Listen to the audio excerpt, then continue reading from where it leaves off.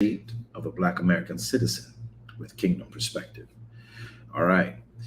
Okay. We're going to take opportunity to pray, and then our moderators are going to take over and tell us why we are here. Welcome to, again, the proceeding word. This is yours truly, the Apostle V.W. Jones Sr. We're so glad to be with you. If you're coming in on Facebook, I want you to hit the heart sign and the like sign. Pre-advisor to those of you coming into our very dynamic Bible study tonight on the Darash Kingdom Ministries. We will be talking about something many of you need to learn. Sukkah, the difference between Sukkah, the connection of Sukkah and eschatology. The feast season that Yahweh has put before us, we will be talking a great deal about. Many say they can explain this away, but most don't. And we want to make sure that you get the opportunity to understand it. So when you come in tonight on the broadcast for the Bible study on the Darash Kingdom Ministries, a part of VWJ Ministries, we want you to have clear understanding of what we will be dealing with in that time frame. Let's take opportunity to pray.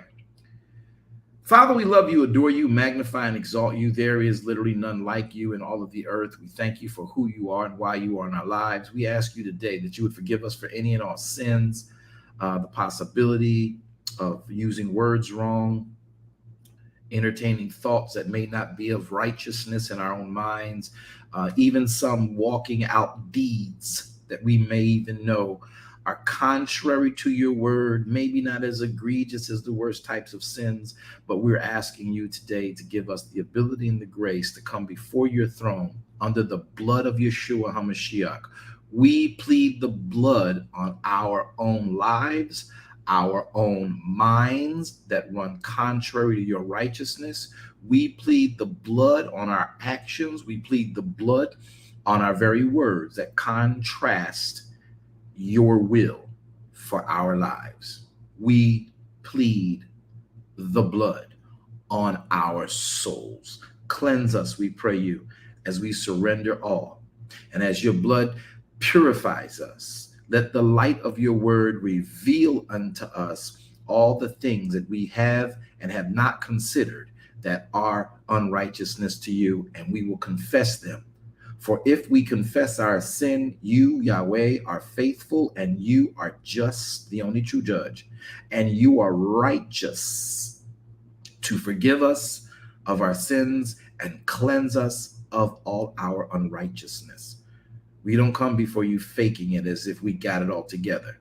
For all have sinned and all have come short of your glory. And we ask you today, through our own volition, our own confession of your process, we surrender all, our heart, mind, body, and soul. Now we ask you, through that vein, through that door, we come to you, Yahweh.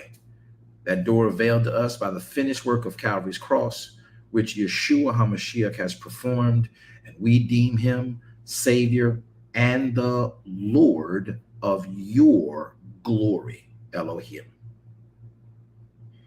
Hear now our cry, hear now our conversation, and we hope and pray that the words of our mouths and the meditations of our hearts be acceptable in your sight, Yahweh.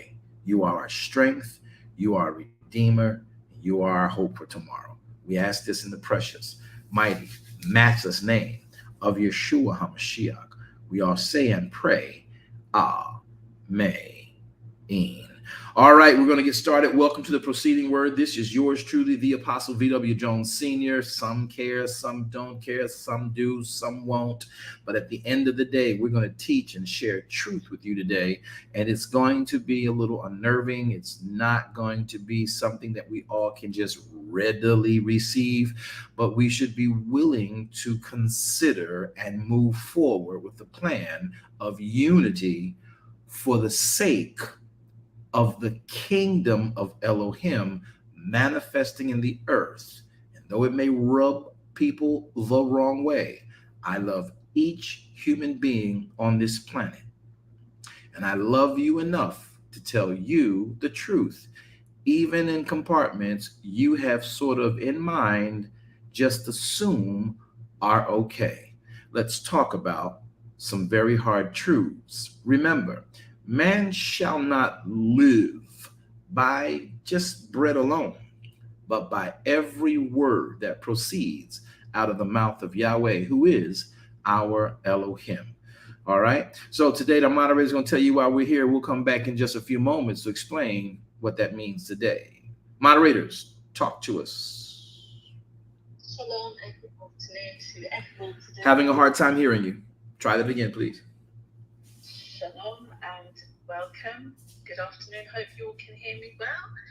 We are here again in the preceding word, where the subject matter is State of a Black American Citizen with Kingdom Perspective, Part 5. Please note that all the preceding broadcasts have been uploaded to our Facebook channel, and you can find us there at VWJ Ministries, and you can access those if you have missed any of the broadcasts before this. Also to note that we are here every Monday, Wednesday and Friday at 1 p.m. Eastern Standard Time. You will find us here this evening at 7 p.m. Eastern Standard Time for our weekly Bible study. And we broadcast live here on Facebook and in Clubhouse. Again, we will be broadcasting tomorrow, Thursday, for our Bible book club, where we continue to go through the book of Genesis, and we are on Genesis 14. We broadcast live from Clubhouse at 1 p.m. and through Facebook and Clubhouse at 7 p.m. Eastern Standard Time. We honor the Sabbath, so we start those studies on Friday at 11 p.m. on Friday evening, and we pick those studies up again on Saturday morning at 11 a.m. where we continue to go through how to Sabbath and also go from Genesis to Deuteronomy, studying the Torah. You will find us here every Sunday as we open up for our weekly service. That is the morrow after Sabbath service, which commences at 10:15 a.m. every Sunday morning, where you can join us live through Facebook, and we open up an invitation for you to join us here in Clubhouse. Please note that we also have visibility on Instagram, where you'll find us at VWJ Ministries, and we are going to learn today. Apostle, back to you. Thank you. Thank you so very much. I'm grateful to have the opportunity to share with you guys. And I'm also literally elated that some of you even take what we say seriously and earnestly, because our desire is to make sure that we all make heaven. At the end of the day, if you're not getting to heaven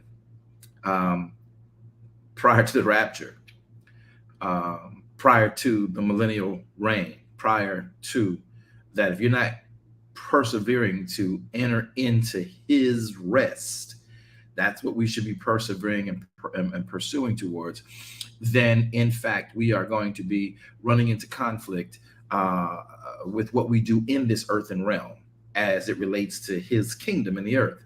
And your church, I love them.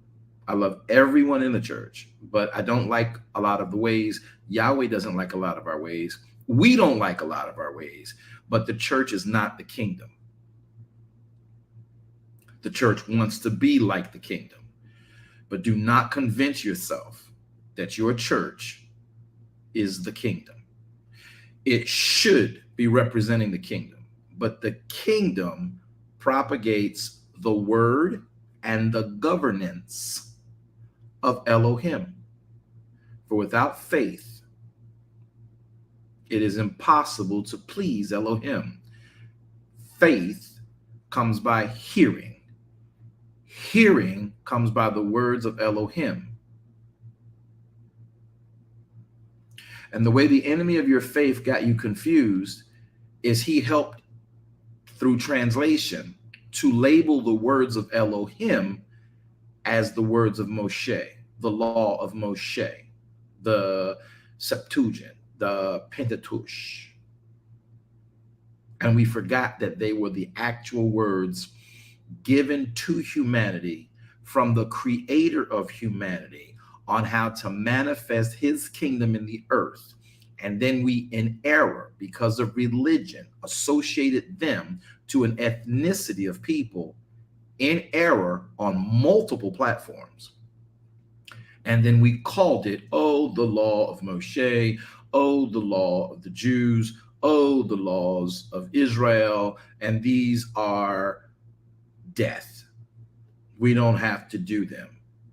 The word of Elohim are the first 5 books of your known, highly celebrated, best-selling book of all time in the entire globe called the Bible. Whether the 1611 Bible, whether the I don't care which version you want to use, what translation, or the King James Authorized Version, whether you want to use the Apocrypha, all of it is the same, but they all possess one most potent and the essence of Elohim, and those are the first 5 books. You have those books as Genesis, Exodus, Leviticus, Numbers, and Deuteronomy. I'll do that in English today because I don't want to cause conflict with other languages. Here clearly, these words of Yahweh are Elohim. Without faith, it's impossible to please him. That's why Messiah said to a religious entity doing what they wanted about God's word their way, he said, I didn't come to do away with the Torah, nor to do away with the admonishments of the prophets who you guys kept killing because they would remind you and tell on you that you're not doing Torah right. I actually came not to do away with any of that. I came to actually show you how to live it because you ain't getting it. That's why he told Satan high up in the mountain during his early stage in ministry when he was tempted for the benefit of you and I. He was told Satan, did not know whether he was the Mashiach or not. He said, man shall not live by bread alone. Oh, you're hungry. Turn this stone into some bread. Man shall not live by bread alone, but by every word that proceeds out of the mouth of Yahweh our Elohim. Let that sink in. In 2 weeks, I'm going to come back and put a sledgehammer to all that we just talked about so we can really let that settle in your souls. So Torah is the word of Elohim. We nicknamed it the laws of Moshe, and that's how we got away from it, because we thought Moshe was Jewish. And thereby, anything in the Old Testament, that's for the Jews. Horrible, horrible pathway to have followed this long. Now let's get back into it. Today, we're going to talk about something that is an important issue for me. I am literally an advocate, an activist, and a civil community and spiritual leader. I fail, I falter, I make error, just like you do. But we all have. The reason I bring that up is because what a leader does is guide you through, even in the difficult times, those things that please the governance we say we obey. So now for the church, the Christian church, why am I coming this way? As an African-American descendant of slaves, we are not the typical Africans in America. There is a difference. You have the African-American descendant of slaves who was born in America, brought here because of slave and the horrendous, egregious crimes against humanities of those who suffered under how that group of people and that descendants, how they got here and what they went through while here, and how many didn't make it over the seas. Some, rather than be born in slavery, took insurrections on ships and jumped overboard and threw their children overboard so they would never become slaves to somebody else, especially since they were kings, noblemen in their own regions. So the African descendant of slaves, which is known as, and will be labeled in this programming today as the African American, is different from my beloved brothers and sisters who are Africans, who know their country, know their status, chose to come to America, and become neutralized or nationalized, or I said neutralized, I guess it would be neutrality, becoming a citizen in these United States of America, but still have a dual citizenship in the country they were born in. So the African in America is completely different from the African American. I want to make that clear. And that's not to shoot shade on either group. It's just to make clarity of our conversation. And the difference is we have omitted because we got caught up in what we saw rather than in what we are. Yes, we all see that we are melanated, but all melanation across this globe has a racial element towards it. It's an unfortunate and definitely ungodly thing. It is contrary to anything kingdom. Yahweh doesn't care about your color. He cares about your heart. I don't care about your color. I don't care whether you are white, black, green, blue, orange, or paint it yourself in all this beautiful artwork of tattoo work, some multiplicity of colors. I don't care about your color. I care about whether or not you desire to live together in a world that we're all given one assignment to perform, and that is to till the ground of this third rock from the sun. I don't care what color you are. I don't.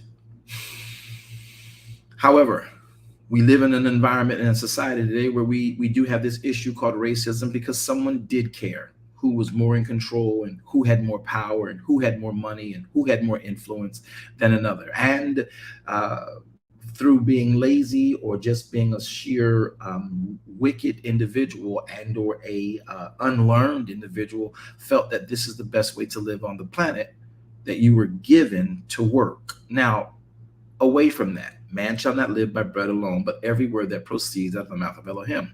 The church in America has typically been filled over the years from a divided condition of both white, black, Latino, Asian, by the propagating of the religious efforts of the Catholic Church, who coagulated a myriad of ethnicities and faiths together, both by a moral and a psychological effort and a war for domination effort. And we now have been gathered together under the Bible. So in America, we've been gathered together under the Bible.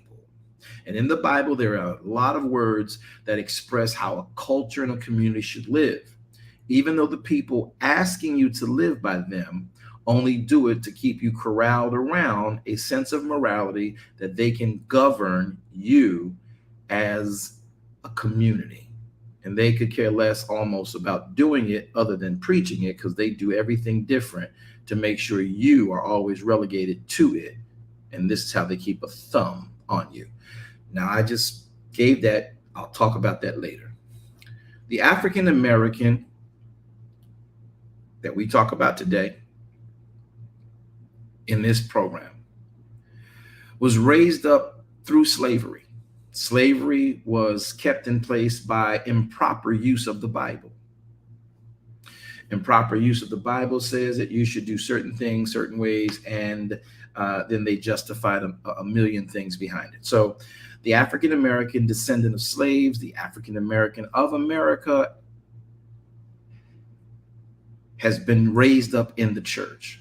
Now, our Africans in America, our African country citizens in America. I made a mistake the other day. I said Swahili, and Swahili is a language. I was actually trying to say Botswana, which is a country, and I said Swahili. So I want to make sure I clear that up. I'm not ignorant. I knew. The pressures of a live broadcast. You can't error, right? So Swahili is a language, not a nation. Those of you who caught that, I corrected it before you even knew I had to make the correction. But our continent, which carries multiple countries, called Africa. when any of those countrymen from the continent of Africa come to live in the United States, they may bring the culture and the religion of their country to the United States. But the African American is primarily Christian. He is educated, she is educated later in whether they are, please, I'm not coming for anybody, I'm just talking about it, whether they are, oh, you're the real Hebrews, you're the real Israelites, or your ancestors, or they want to talk about Santeria, they want to talk about other forms of faith, which may include anything other than what's in the Bible. So their faith systems, when they come over, come with them. And then African Americans, feeling unprivileged to that information, begins to drink some of it in, and then they begin to adapt, and then their moral code is affected by what they now drink in. But the average African American in America comes up through Christianity. Those are hard facts you're going to have to deal with. So when we have this conversation about the issue that the African American citizen deals with in America, you better understand our argument. We love everyone, but everyone will be initially rubbed wrong until you stop to think we're just talking about the facts and the history. And we're going to give a program forward so we can all become unified. Oh, how good and pleasant it is for brethren to dwell together in unity. For there Yahweh commands the blessing, even life everlasting. In the book of Romans, chapter number 13, I want to show you something that the African American citizen has always been given and forced down their throat by those who oppress them and enslave them, even amongst a false cure or false claim to grant them freedoms and, as we like to cry, equalities. So go with me to Romans chapter number 13, and we'll talk about this premise before I come to our point of how we do make a pathway forward from here. Romans 13:1 says, let every soul be subject unto the higher powers. For there is no power but of Elohim. The powers that are and that be ordained of Elohim. Whosoever therefore resists the power, resists the ordinances of God. And they that resist shall receive to themselves damnation. I think some of your minds, if you've ever done a thorough history of Black America, you are seeing a narrative that supported an action, erroneously, that the African American was up against.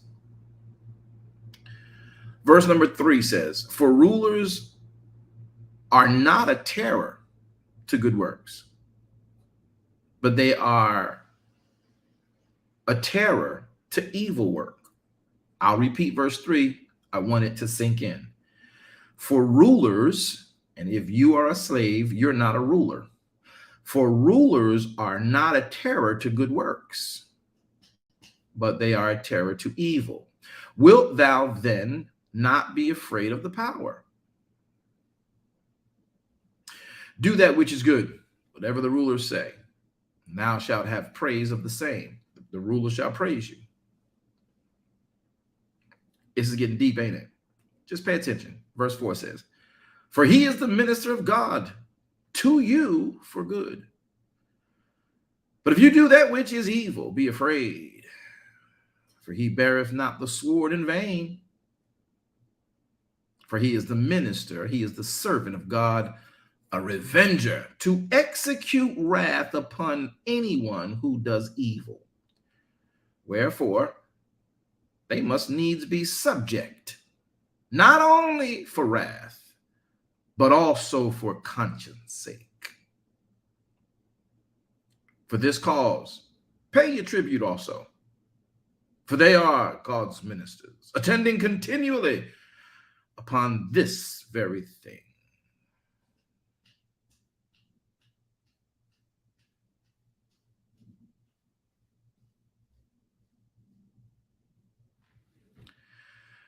This narrative was preached and taught and pushed and brainwashed into the mind of subservience to those who were in control.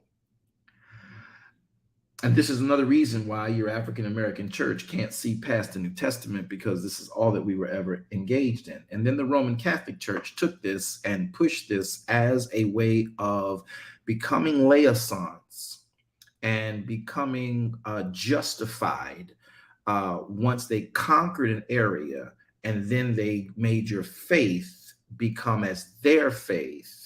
And this was something that said, we are now the rulers, and we're not a terror to good, but we are only a terror to evil. So if you're doing good, you have no problem when our servants, our law, our guards, our centurions, our bobbies, our police come through, our sheriffs come through.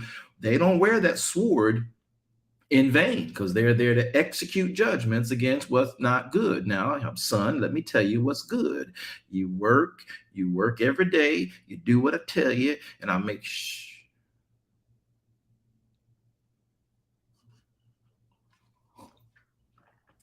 what we put in this law, this constitution, this edict in our region, in our government, in our city, whatever we ratify, that's what's good. No, it might not always be to your benefit, but my vision benefits everybody. So these ratifications that I put forward and those like me put forward, they ultimately benefit you over time.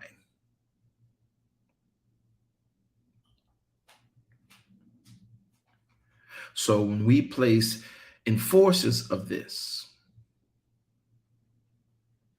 they will enforce the edicts, they will enforce the legislation, they will enforce any of the ratifications that we put forward. And if you're found contrary to this, tell your sons now, tell your sons, tell your daughters, tell your wives, if this should happen, then there will be consequences. Now, as dramatic as I am being about this, many people don't understand that are not born in America. So we want to give you a full picture of how the mindset of the African American has been nurtured, better yet, cultured. No excuses. We're not giving excuses, because times really have changed. But when a non-African American comes to America, they think that the African American was given the rights to read and to educate themselves. And they automatically assume, because you're living in the land of the free, and we've been boasting, oh, come to the land of the free, come to the land of the brave, that everyone here is free and brave. And why are your group of people acting like that? Ghettofied, undignified, uncouth, unlearned. Well, there are reasons you guys don't know about. Now, are we trying to say we've been treated wrong? Yes. Are we trying to say we can't rise above it? No, because I have. And I teach everyone else too. But there are still ceilings, and there are still restrictions that are at play, that though the public and the democracy and the new laws and the affirmative actions and the diversity trainings will tout, you still have a difficult road to hoe getting to where someone becoming a citizen already comes in America as. I'm going to take my time with this. So now that we understand Romans 13, to every soul should be subject to higher powers. The church preached that.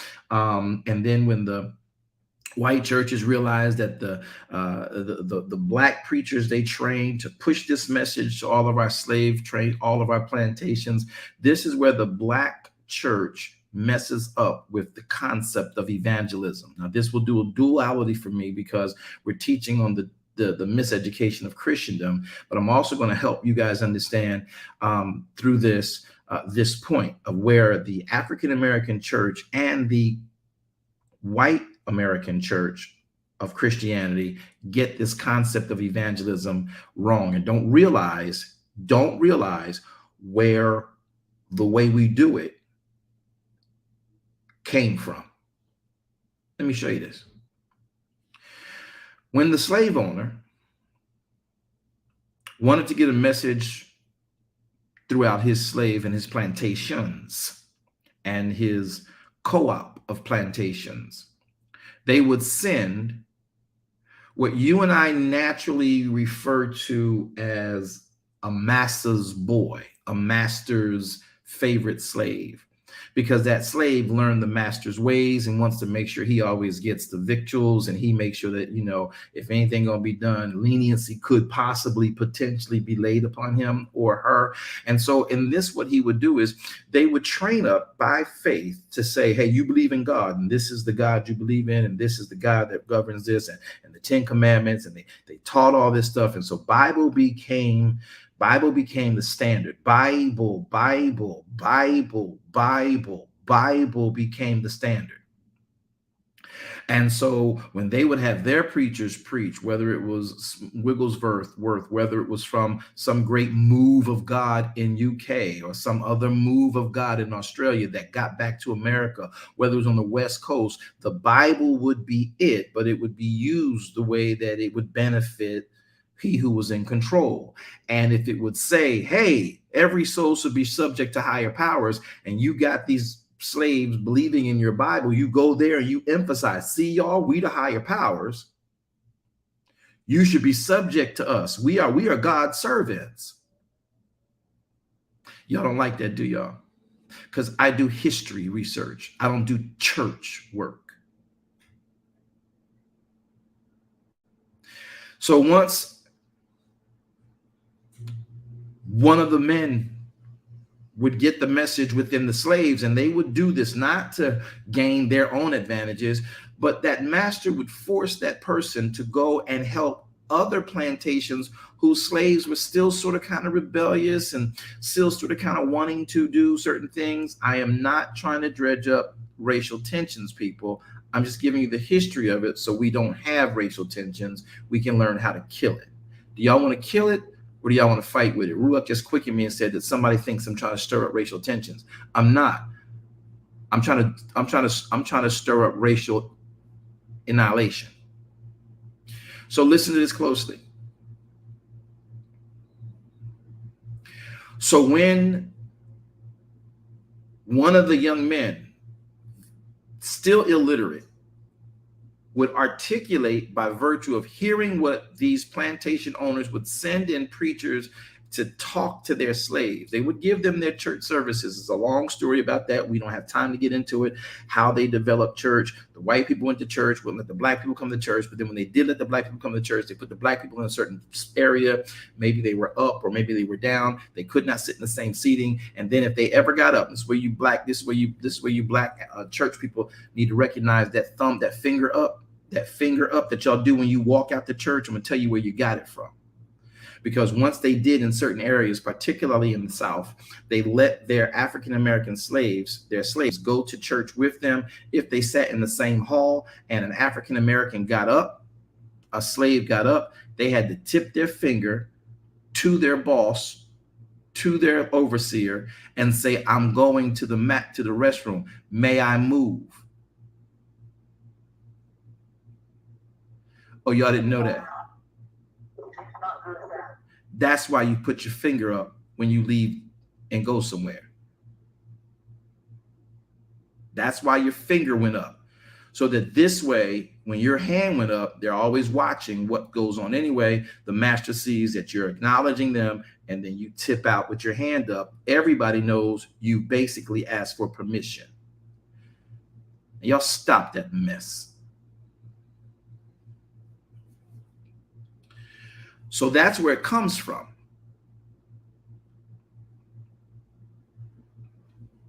Now, most people from other countries don't know that either, and whatever happens. So now we've been migrating all these different concepts into what we do. So I want to make sure we understand about this Romans 13 and how it affects the issues that we're having right now with the issues that we are doing in our communities where these other issues come from. I'm going to touch some very hard facts. Again, we're not stirring racism. We're not stirring tensions. We're trying to distill them and kill them. So if we know, and others who don't know why we're angry can get an understanding of our anger, not that we're so perfect, and no, because we're screwed up. We do dumb things. Again, that make you like, oh, y'all get on my nerve. Believe me, I know, because I say it about my own people. I also say it about other people too, other ethnicities too. Y'all, keep that group away from me. I don't even want to talk to them. But I want to make sure you understand about this, the state of the Black American citizen in the United States. If you don't get this history, you don't really understand how deep it runs for us. So here's the catch. And I don't want your sympathy. We don't want your sympathy. We just want you to know. So when you see certain things, you might have a better insight to why. Wrong. If they're wrong, they're wrong. Deal with the wrong. But at least understand why they think they're making a correction, and the correction path they take is probably an error. And this is why we have to educate ourselves as well as African Americans, so that others who see us when we act and operate can understand the plight and the scenario we got. So when the masters would let them go to church, when a slave would then go back and talk about the message on the grounds, in the cotton field, in the tobacco fields, in the sugarcane fields, then the master might hear about it and then say, hey, come here, I want you, because your people, you still got that tension, because many of the slaves, particularly early on, when they were trying to make the conversion to faith and take your faith, because many of the slaves, some of them didn't believe in the God of Abraham, Isaac, and Jacob, at least not the way the Catholic Church purported it. And some of them believed in the ancestors. Some of them believed in other types of doctrines that witch doctors oversaw, imperialists oversaw, supreme rulers oversaw. Some believed in other types of things as Kemet and Amen and Ra. So the language issue made it hard. See, I study world religions and how they developed in the regions that you're in. So when they are now slaves, detached from their land, detached from their faith, and all they got is within their heart, they may have bucked and rebelled against what went on, with the slave owner because of their faith. But after a while, the slave owner wore you down by ganging up on you and depriving you of sleep, depriving you of rest, depriving you of water, depriving you of food. And then you'll say whatever just to get it. It's a fact. It's a philosophical technique that was used for breaking the buck. See, because the buck was that strong guy in the tribe. He made it through the seas. He made it over here. He's eating. He's pumping in the backyard. He's using all this. He's still thinking, because he's an intelligent man. He's a king. He's a noble. He knows how to think. He engineers. He's trying to find a way out. But they can see that. They pay attention. Okay, this one thinks too much. He might not be able to talk our language, but he thinks too much. We got to break him. Because if he starts thinking, he'll find a way to communicate to the rest of them who are oppressed under the same thing we know we're doing wrong. So we got to make sure we break him. If he's still got his family with him, they will break him in front of his family, break him in front of his offspring. Now, there was a process that many of you might find me saying that is a bit, it's not an easy conversation to have. But in the islands, for instance, of the Caribbean, and I'm going to be general. I can be very detailed, but I have to be general because Facebook has this thing where they're blocking a lot of my programs recently here and suppressing a lot of stuff, talking about infringements and reasons they want to block stuff. So I want to say this generally, and you can go back and do the research yourself. But there was a process called buck breaking. And when you went into the Caribbean islands, they were very predominant in that region. Buck breaking was when they took the main strong men of the slaves, and in order to quell any potential insurrection amongst the slaves, where they might think they got a chance, even though the slaves that came in were from different countries, along the journey that they picked people up from. They may not have been able to talk, but maybe they had a sister language that could communicate, and they'll figure it out. They knew that these people that they had as slaves were very intelligent. They built whole nations where they came from. So they would watch. And any good conquistador, any good conqueror would be wise to do that. Nebuchadnezzar was wise in it. Let me show it to you in your Bible. Nebuchadnezzar was wise in it. Darius was wise in it. These were Persian and Median kings who called themselves kings of kings, people like Xerxes. They were wise about this because they would get the wise men from the actual people they just conquered and say, you guys come in and play liaisons. You know how to communicate to them. I need you to help get our intentions across to your people so nobody gets hurt. Okay, we want to keep your people. We want to use you to do what we want, but we need y'all to understand we can make this work. We can do it this way, or we can do it that way. Either way, I really just want the land. I can put people on the land we just took from you, but it'd be better for the people who are of the land, the indigenous people, to work it. Now, that's the biblical way, and that was not a relocation scenario, but that's the concept. So Nebuchadnezzar and Darius and other kings, pharaohs, all would use these people and keep the kings or keep the wise men or keep the councils or keep the scribes from those regions they just conquered, and then help them to disseminate down to those indigenous people the efforts, the intentions, and the forward-moving programs of the new conquering system. Now, you might think I'm way off base, but I want y'all to stay close to this. So when the slaves would be taken to the Caribbean island, this is the best place to go and learn about buck breaking. They then still, some had families, they had wives, they had husbands, or if they didn't, maybe they, during the slavery time in the cane fields, and the things that they were doing in Jamaica, and they were doing a myriad of things in the Caribbean. I'm going to go to Jamaica. You got some other islands over there as well, but they use a lot of that for a slave training before they made it to the U.S. of A. Right, so they would be there. Okay, and so if they found a buck who was still fresh about his, I refuse to, a sort of kind of a kunta kinte issue, like I'm not going to be nobody's slave. I own stuff, you know, and he don't realize you are across the sea, and they would literally have to break his mindset because he could infuriate, he could incite that same power to move in the others that he was a part of, the other slaves he was a part of. So now you say, Apostle, you take too long to get to your point.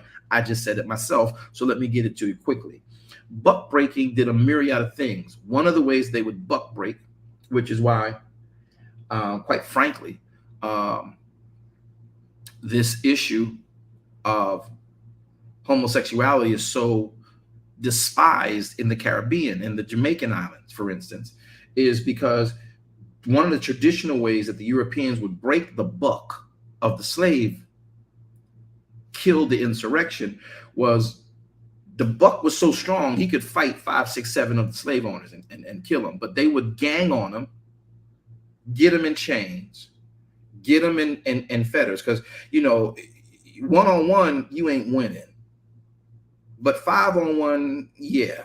And you're going to get me tired, and I'm going to be bruised, and I'm going to be lacerated, and I'm going to be whipped, and I'm going to be cut. So I'm going to be broke down as a strong man with a strong mind who got a body right now that can defy anything you try to bring to me. I'm telling you what you have not been paying attention to, so you understand the mindset of how we got where we are. So in buck breaking and concept, they would take this strong one that everybody be rooting for, the underdog. That's where y'all get rooting for the underdog from. They would root for him, but they would be able to see that he did get captured. He not just captured, he was already captured. He did get conquered. He did get restrained, but he's still fighting. So they would leave him there, deprive him of sleep, keep him in the sun, whip him regularly until they broke his spirit. Now, he still may have had the physical body to do whatever was needed. And then through some perverted practices, they may, in some instances, tar and feather a person just to show you we're going to keep you alive, but we're going to put you in so much pain that you tell the people who look up to you, look, this ain't fun. Don't do this. And another way that they did that too was they would utilize emasculation techniques, such as, for instance, and guys, this is, you can look this up on your own. I'm gonna say it generally. I won't tell you where to go, but you go search it. Call me later. I'll share it with you.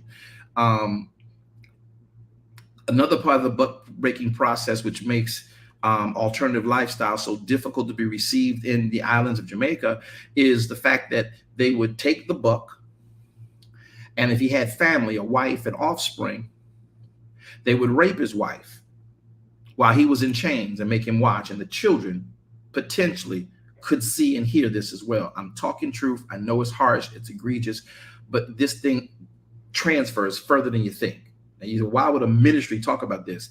Because if you don't know where you came from, you don't know what you're talking about. Once they've done that, any man, and my wife's being raped, I'm going, ugh, right? You can't get free. You're rocking and you're reeling. Other men are seeing this and they're like, you know what, man, I don't want that to happen to mine. Man, you know, and it's like, I want to help him, but I can't help him.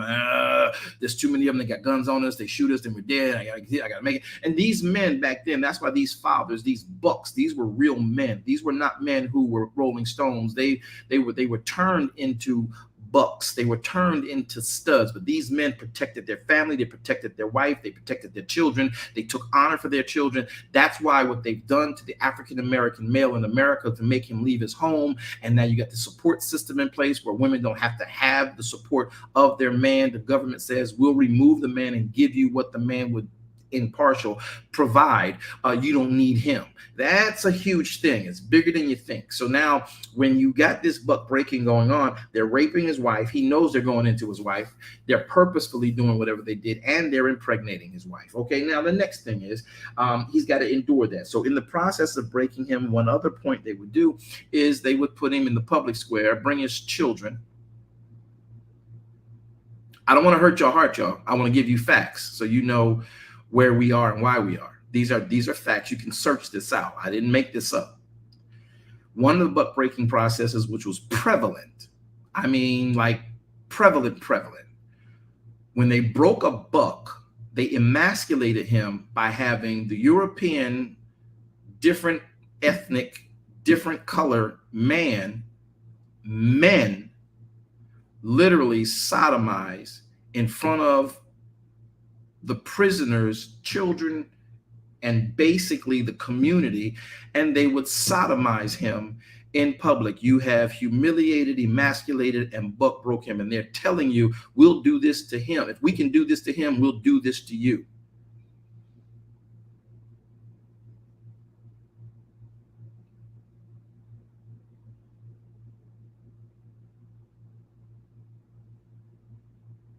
That's the real reason why it's so rampant in prison. After a while, you begin to normalize certain activities.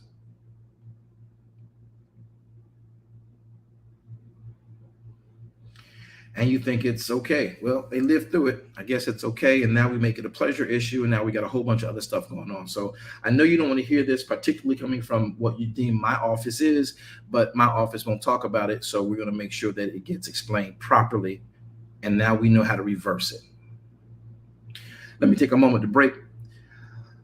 Clubhouse, y'all understand what we're talking about? Y'all all right? Can y'all handle this conversation? Yes, it's good, Apostle. It's good. Yes, sir. We cool. Yeah, I've got my heart racing. So you had to understand the buck breaking and what this did. Who did they attack the most? Now, the woman got raped because of the man in the buck break process. She wasn't raped just because she was sexy. She was good looking, and the owner of the slaves got drunk, which did happen on a many occasion. But a lot of the time it was to break the mind of the man to say, to keep your wife safe, you do what I say. To keep your daughter, I'm going to uproot the world for my son and my daughter. And they will tell you, we'll do this to your son. So in order for you to comply,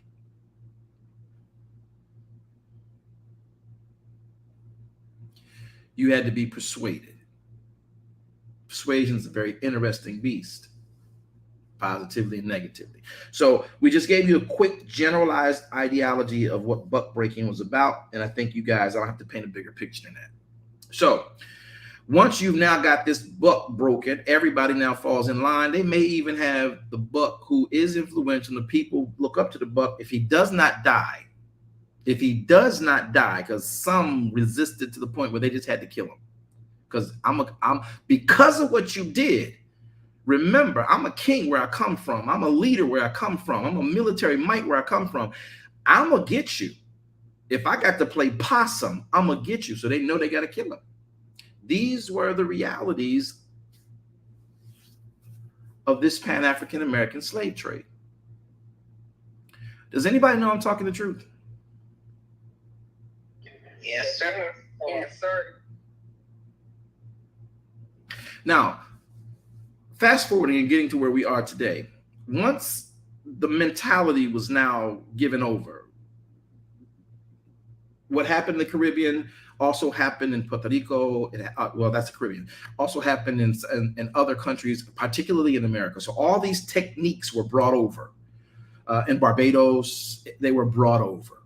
And that's where some of the stuff began. So America now, being who it is, crying to the rest of the world so it can become a power in the world, says, bring us your huddled masses. Bring us your you're homeless. Bring us your tattered and your torn. Bring us those who don't want to live under the tyranny or the monarchy of these countries that you're in. If y'all can get over here, we'll take you in. We didn't get that same invitation. I'm going to pause right there. I'm going to say it again because nobody pays attention to it, because every person who comes to America from another country believes that that's how we, the African American you see when you get here, got here. We did not get the invitation. Bring us your huddled masses. Bring us your poor. Bring us your tattered. Bring us those who no longer want to be oppressed by the systems of monarchy and tyranny that you guys are under. We're going to create a democracy. Bring us your people who are in society, who can contribute to society, and bring them to us, and we're going to help you. We're going to build this nation together. And we have tools to help you do it. We have tools to help you get your vision accomplished. And those tools were called slaves. I told you I'm going to give you hard facts. Now, not everybody came in highfalutin and able to do that, but we did not get that. So once things became a standard and a staple in America, you've got a place that I can build new. I'm no longer a huddled mass in the country I came from. I'm no longer tattered and torn. I got to learn some stuff, but I don't have this monarchy and this tyranny and this tyrant over top of us. And we can give our opinion and we can add value to the group that's there. And, we got slaves that can help get that stuff done. We got other owners who can help us. And as slaves produce, we can buy slaves to get our vision fulfilled. You might not like me telling you that, but you are going to learn today. That's what the slave trade was about. Now, for those of you who want to play the hard historian, because you want to make sure that you keep peace with what you have made peace with, I want you to understand, I want unity for us, all of us. But these facts can't continue to get looked over, because it explains why we're looked over today. So Romans 13 was pushed once the slave master got the mindset and the psychology of his slave where he wanted to be. He would then go in TMOC, the miseducation of Christendom. The evangelist was the slave who was in the camp, who listened to the lessons that was being preached, and they would begin to preach it to the slaves. And if they were very good at doing so, listen to master, listen, obey master. Now, they were not like sellouts. Some of them were forced to go to plantations and teach that message, and they had to do that to stay alive. They had to do that to try and find a way. Some of those activists did it so that they can get a message across. Now, they didn't always, and then there were those who went down to the riverbank, right? All y'all talking about down to the riverside, wade in the water, all those religious spirituals, Negro spirituals. Yes, they had real impact to that. But what the slave masters did was they started controlling that gathering too, because they knew about it, they heard about it, they got tell about it. They had plants inside the Negro community that will come back and tell Massa, I just don't want to. Just tell me, Bobby. I'll tell you, I'll take care of you. You know, I'll remember. Now, remember the last time we let your boy get away, right? Okay. Now, so what would happen is they would then get those who could hear from a black preacher who could preach these things, and they would send them to other plantations. The synonym for that is evangelizing.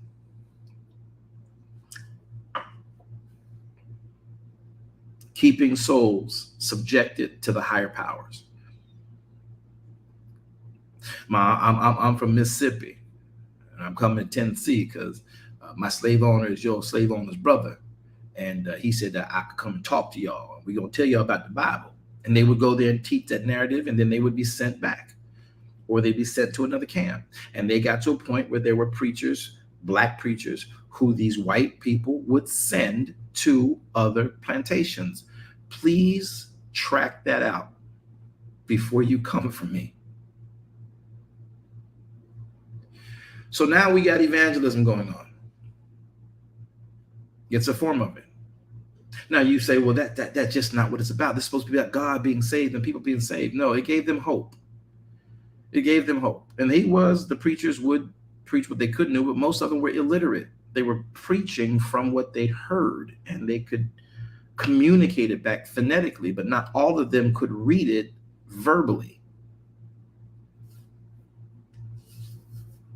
So to push this narrative and let this become what governs and covers how they operate, I'll repeat Romans 13. This is not the only one. There are about 25, 27 other passages that do this. Let every soul be subject unto higher powers. For there is no power but of God, and the powers that be are ordained of God. Whosoever therefore resists the power resists the ordinance of God. Now, y'all believe in God, don't y'all? Yeah, we believe in God. We trust in God to come and get us out of here because this ain't right. Yeah, you're right. But the powers that be right now, they're ordained of God. You know, for these rulers, they're not a terror to good works. So if we just do what the good master wants, they're terrorists to evil work. If you rebel and try to run, you know, it ain't right, but they own you. You know, you run, that's gonna be wrong, and you're gonna get caught, and you resisting the power.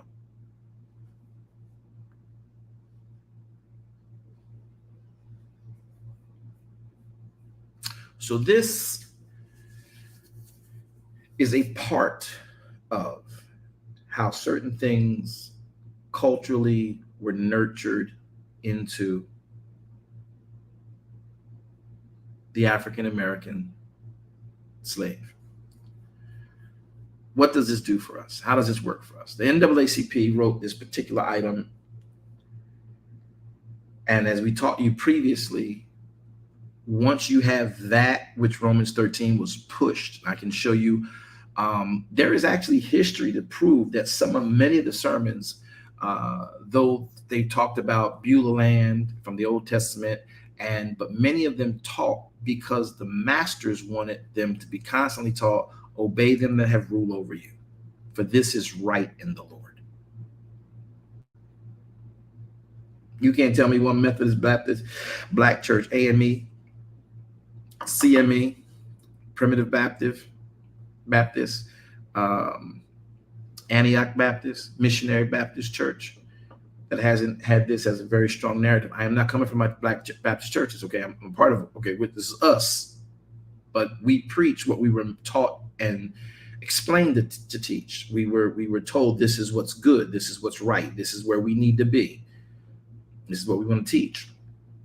And though we wanted freedoms, we were willing to do what was, quote unquote, said, written, legislated as right.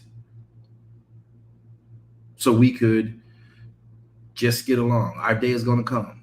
Soon and very soon, we're going to go see the King.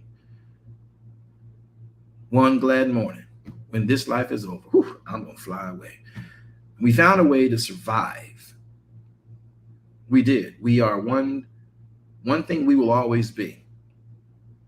And I don't care. Though suicide is running rampant today, it didn't run rampant within our groups, because we're always trying to find a way to live. We ain't trying to find a way to die. We always trying to find a way to survive. We're trying to find a way to break out. I wish I had about 5 people to tell me I'm trying to find a way to live. I'm trying to find a way to strive, to break out, to get where I got to go. Trying to find a way to live. I'm a survivor. Mm-hmm.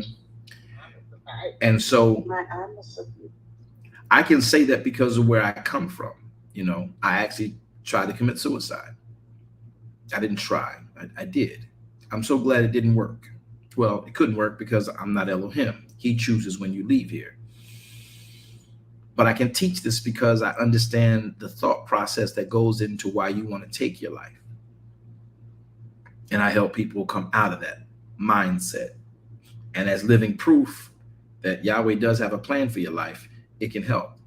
I need all y'all to say it right now. You ain't got to come off of mute, but type it in. Say, I am a survivor. I am here to live and not die.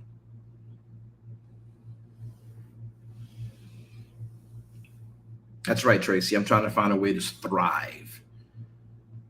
So we found ways to survive. We found ways to take what was meant to kill us and deprive us and exhaust us and cause it to give us even greater hope to make it to the next day. And if I can get to the next day, I'll get to the next week. If I get to the next week, I'll get to the next month. And who knows what's going to happen when what oppresses me dies.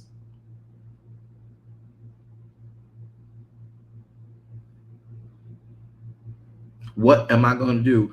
How do I have a chance when what oppresses me dies? Maybe his offspring or her offspring will not be as, they are. I can get close and let them know, hey, I'll take care of you. You take care of me. Every slave and every slave owner that I can think of who did not just want to kill their master was like, look, you let me go, I'll let you be. Now, there was some. Based on what you did to a slave, the injustice, the inhumanity. You done taught me this Bible, and you have done everything contrary to this Bible. I'm talking about Christianity right now. And everything you taught me in this Bible is not what you do. And they may want to seek vengeance, but most slaves are like, look, just let me live. Just let me go. Let me go over here and live. I don't need what you got. You use me to plant your ground. You use me to keep your beasts. You use me to milk your daggone children. I don't need you. Just let me go. I'll be fine over here. You got your plants. You got your garden. Get your sons and your daughters to do your own stuff. Y'all get your little co-op and work together. Y'all got the technology. Just let us go. We're fine. Look, hey, you let us go and don't come for us. We ain't got no problem. That's really the nature and the mindset of most African Americans in America. Now, you do have some who feel that based on what you did to them and how you did it, they need to get payback for that. And you can't control what any one person will do, just like you can't control what any one mass murderer will do. You can't tell what's going on behind the eyes of any given person. But I can say this in general. The psychology of most of us who have been deprived and held back is, man, all right, I don't know how you got control over me, but if you really saying that that's wrong, let me go. Stop putting restrictions and redlining and glass ceilings and closing in walls around me. Just let me go, build my own stuff. You do your stuff. I'll separate from you. I'll move over here. You don't see me and I won't see you no more. May the Lord watch between me and you while we absent one from another. Amen. And that's all we want to do is go start our own and do our own. We're willing to let everything that's happened sort of kind of go. Just let us go. Let us go. Give us what is fair. We don't want equality. I don't think we should be asking for equality. I don't think that that should have ever been the campaign to go for, but it made verbal sense. It made political sense. The issue should have been fairness. What's fair? Because when you ask for equality, that means that they're still in control because they're giving you equality. We just want what's fair. When I come to you with a product, you know it's worth something, fairly pay me, and I'm going to put a fair price to it. We concession and we walk away respectful. That was a great barter. But when we give equality, that means that you're determining, and saying, yeah, I'll make you equal with me. You can't give me that. I'm already that. I don't need you to give me equality. I need you to be fair about what we deal with together.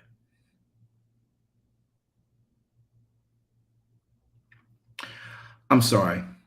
This is the state of mind of a Black man as a citizen in America. We don't know how to articulate it. We get angry, we throw bricks, we throw fits, we then make ourselves look the reason for why. See, they need to be given rules. They can't possibly conduct themselves in our civility codes. They just need to be governed. Send the police down there and do all things to keep them there so we don't have problems up here. They don't know how to act. And we give them that. Now, here is what I want you to catch.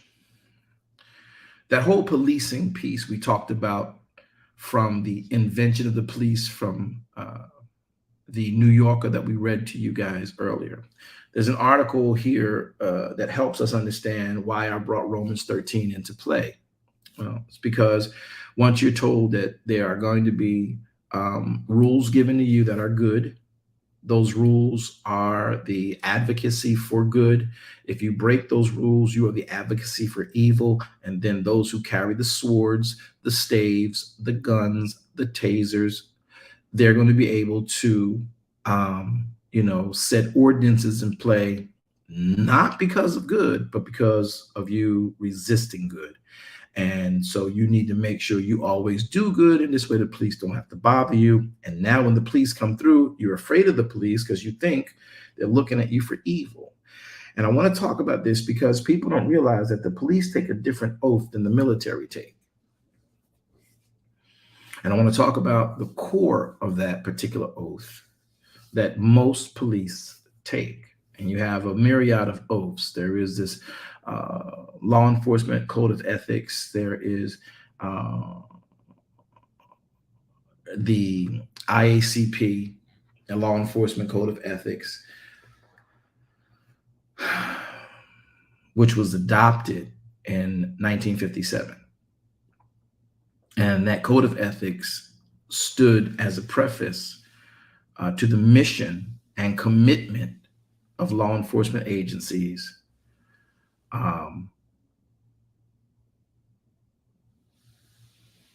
to make the public that they serve safe. And I love all law enforcement agencies. We need law and order. Don't tell me to defund the police. We need to just rewrite how the police function. And we have to rewrite it because we're still operating off of an old spirit behind the letter of that law that we've not paid attention to. I want to just bring some things to light for you. Much of our conversations about why the situations between the African American is so volatile and deadly with our law enforcement officers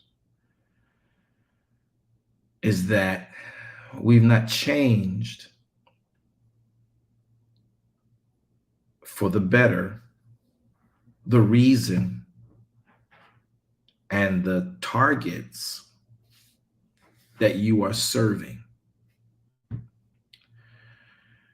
The original writings, as I taught you from the invention of the police, and that article in the New Yorker from Lady Jill D, explained what we did from insurgency techniques, defending America's interests from the indigenous people that were here, quelling slavery rebellions, and indicting and criminalizing individuals who broke the governance and the writings of what they wanted done to say this is lawful.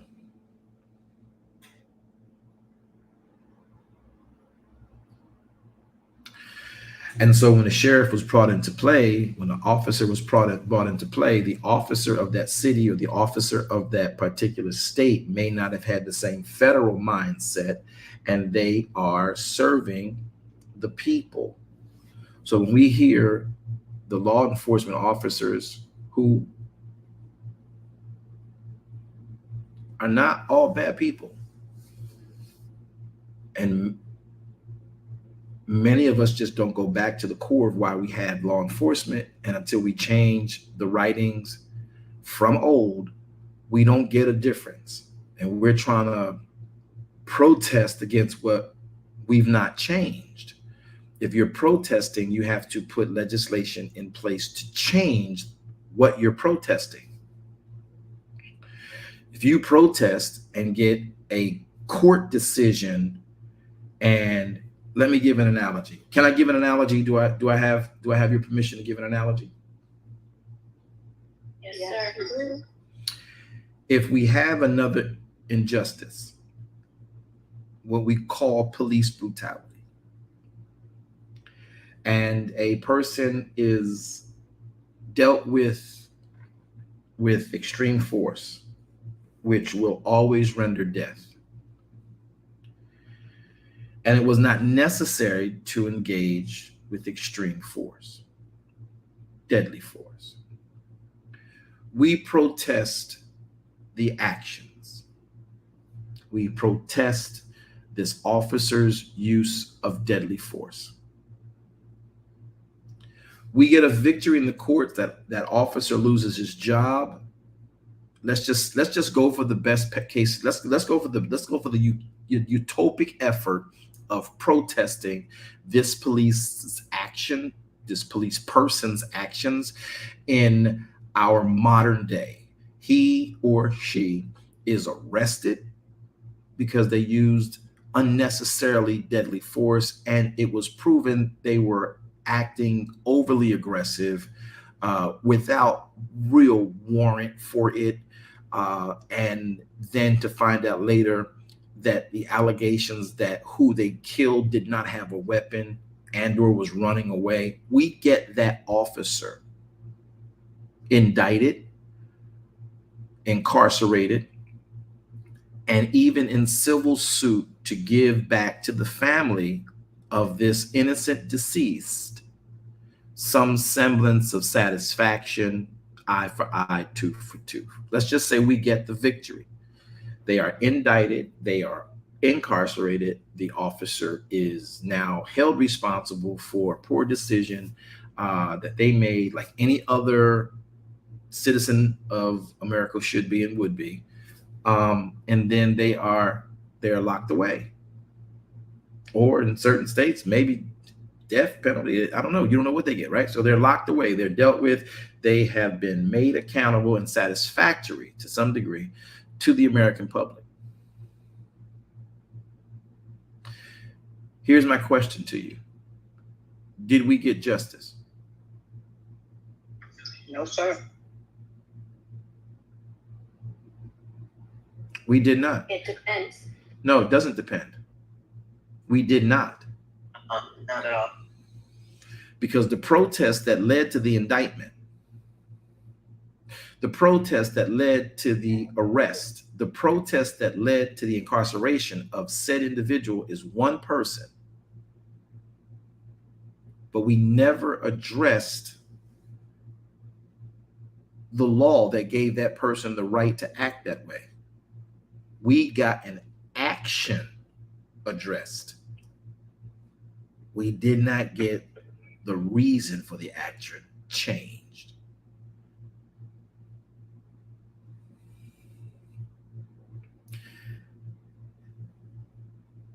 And because we don't address the reason for the action, if we don't really put our sources into the reason for the action,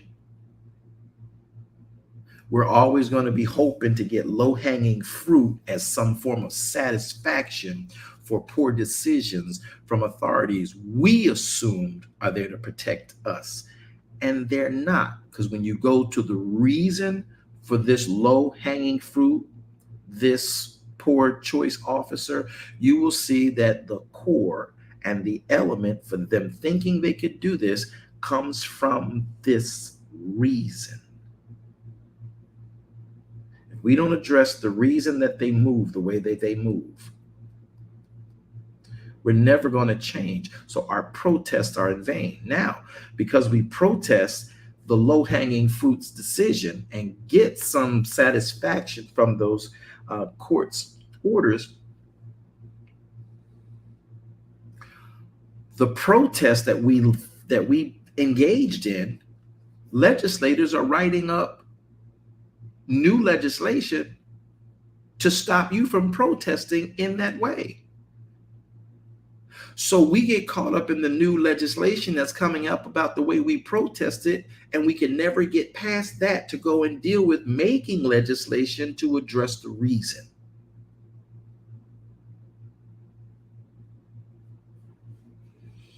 I am not sure I communicated that as best I can.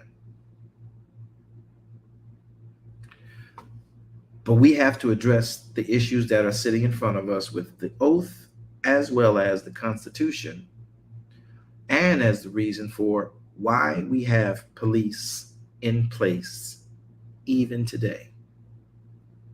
And their foundation has to be changed. Not the police. We don't need to do away with police. You need police, but you need police with a understanding of community. And if you read this law enforcement oath of honor, and to all of my law enforcement officers who've taken this, whether you are corrections officers or local and state and city and county officers, I love y'all, man. I'm praying for y'all. I promise you, I'm not coming for y'all. If y'all just hear me for a second and take a different look at the oath, you'll understand it doesn't incorporate everybody that we just assume it does. That law enforcement oath of honor says, on my honor, I will never betray my badge, my integrity, my character, or public trust. I will always have the courage to hold myself and others accountable for their actions. I will always uphold the Constitution.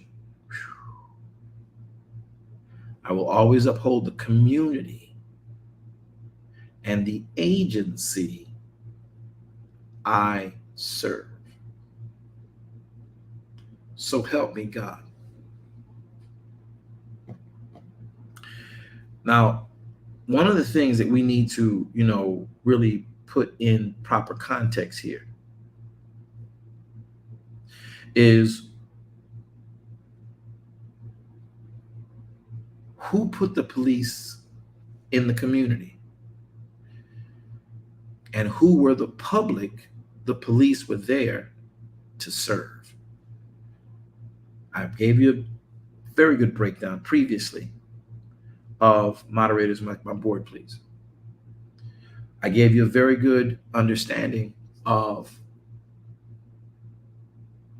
what that looks like. Now, to take this oath is serious. It's great stuff. I hear you, Tracy. Yeah, right. Who was the public? We're just assuming today the public is what we have today in our America. But what was the public? What put this? How did this got written in 1957? Was there still racism, and was there still oppression? Were we still just outside of killing Martin Luther King and Malcolm X and Medgar Evers and Tillman and Tillis. Were there blacks in law enforcement then when they wrote this and adopted this in 1957? Stop and think about it.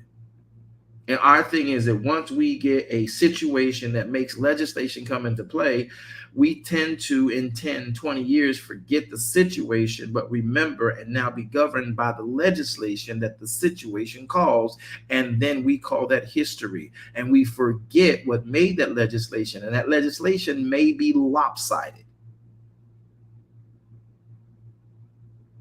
You got legislation that says you can't gather in a certain way, and that gathering was because injustice was being done, but we never addressed the reason. We addressed the actions and the responses of the people who felt egregiously offended. And then we caused them to be again further encaged, and we pushed the walls closer together, restricted even the more their supposed rights. Now, it's assumed that you and I are citizens in this United States of America, because legislation or the Constitution makes a statement. But then there are places in the Constitution that refute that same statement. And we've not taken it out. We've not sent another amendment to correct it. Now we've got the 13th, the 14th, and the 15th Amendments. Go read them. I'm not going to bring them out here on this platform today. You go study them. And when you want to, we'll hold a full-fledged conversation about them. And we'll bring on attorneys and civil rights leaders. And my sad indictment to us who claim to be moving for our people, civil rights movements, you've incorporated a whole bunch of tomfoolery inside of this because you don't even know, though you can quote, what the civil rights movement is about. And then we've added some other stuff that's got nothing to do with civil rights. It's got everything to do with someone's preference. But it does deal with civility. It does deal with community. But when you read this oath of law enforcement, the oath of honor, before police officers take upon themselves the law enforcement oath of honor, it is vital that they understand what it truly means. An oath is a solemn pledge someone voluntarily makes when they sincerely intend to do what they say. Well, if you're taking a job,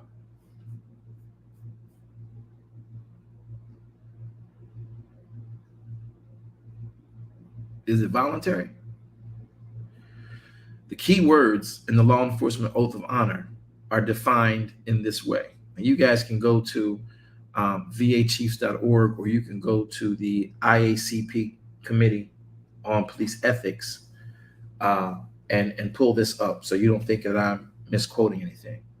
The word here is honor. Honor means giving one's word as a bond and a guarantee. In the English vernacular, they use the word betray. I will not betray my badge. I will not betray my integrity.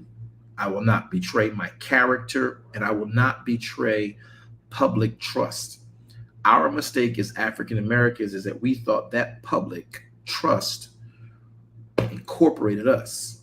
That public trust incorporated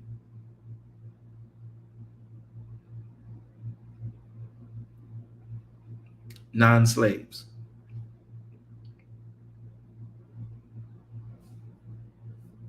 Now you say, oh, no, that's not true, Apostle. And I know my law enforcement officers, I love y'all. Please don't come for me. Just listen.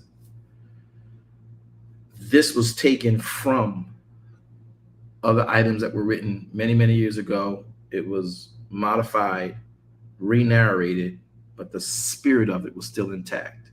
As a matter of fact, this version of this is written, though the IACP took it in place. This was done in Virginia. And if you know the history I gave you about Virginia, they took a lot of what they do from Barbados. And if you remember the story about the Barbados, you know that this was about quelling slave rebellion. So it goes on to say, I will not betray my badge, my character, my integrity, or the public trust. And I said that wrong, so let me say it right. I will never betray my badge, my integrity, my character, or public trust. So betray is defined as breaking faith and proving false, or being proven as a false, hypocritical person, right? I will not betray. The badge, I will not betray the badge. The badge is a visible symbol of the power of your office. And this is where I have to stop and let us think. Who made the office of the officers? Was that office incorporated for the benefit of the slave? I'm not inciting fuel for unrest. I'm just reminding us of the history and how it got redressed. Integrity is firm adherence to principles, both in our private and our public lives. So that badge covers the interests of who wrote the governance for the office. The office of the police was not written conducively for the slave. It was written conducively for the slave owner, and they were the public that this badge and this office served. Hard facts. Now we're in 2020 now. That stuff doesn't exist. We never changed it, so yes, it does. Integrity is a firm adherence to principles, both in our private and our public life. Character. Character means the quality and the standards of behavior that distinguish an individual. Well, when these constables, when these county sheriffs would decry someone has gotten away from its owner, these individuals distinguish specific functionality and were empowered by the badge they wore. And that was for the public interest, who the slave was a private property.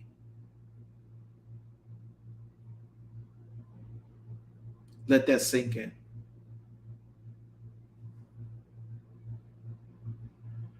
So the public trust is a duty imposed in faith, not the Torah, in faith to those who were sworn to serve that public interest. So if you are a private property, you can't be anything other than the public's interest, because you are privately owned. Those who own you are the public.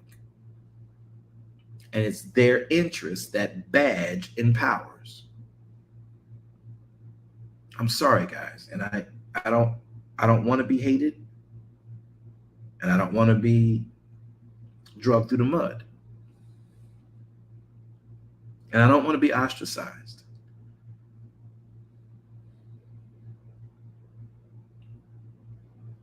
I'm not coming to stir up negative empowerments. I'm coming to show the problem so we can change it.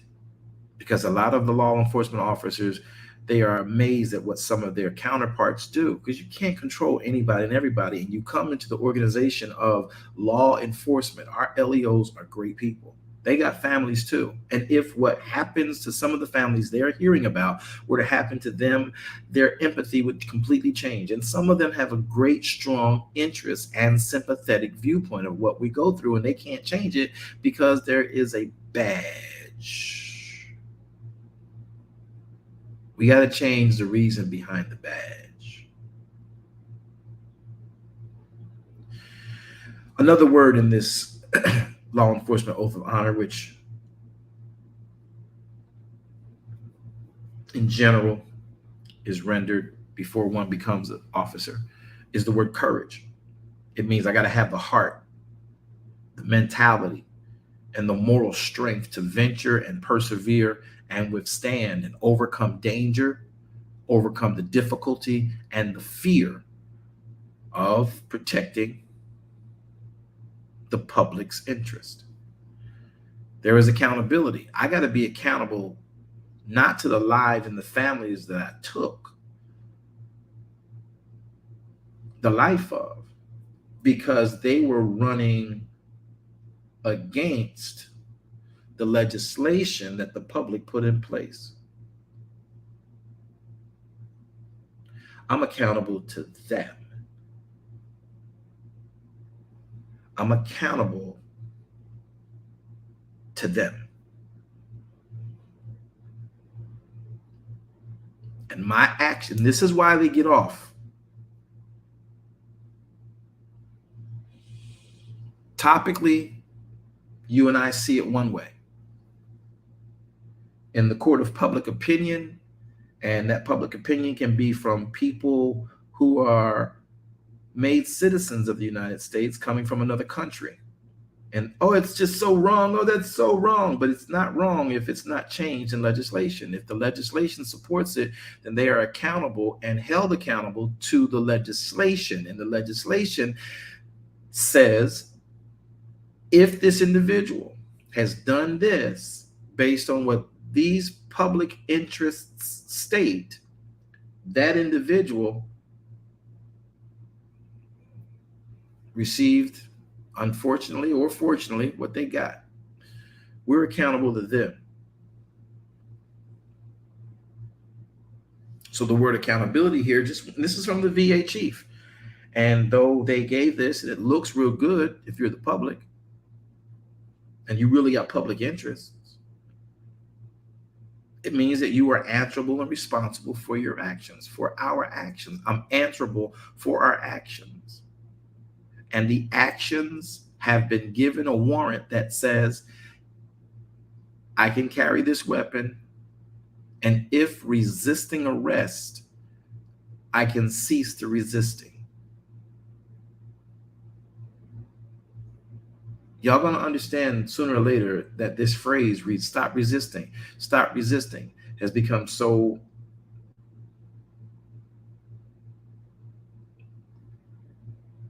it's repeated.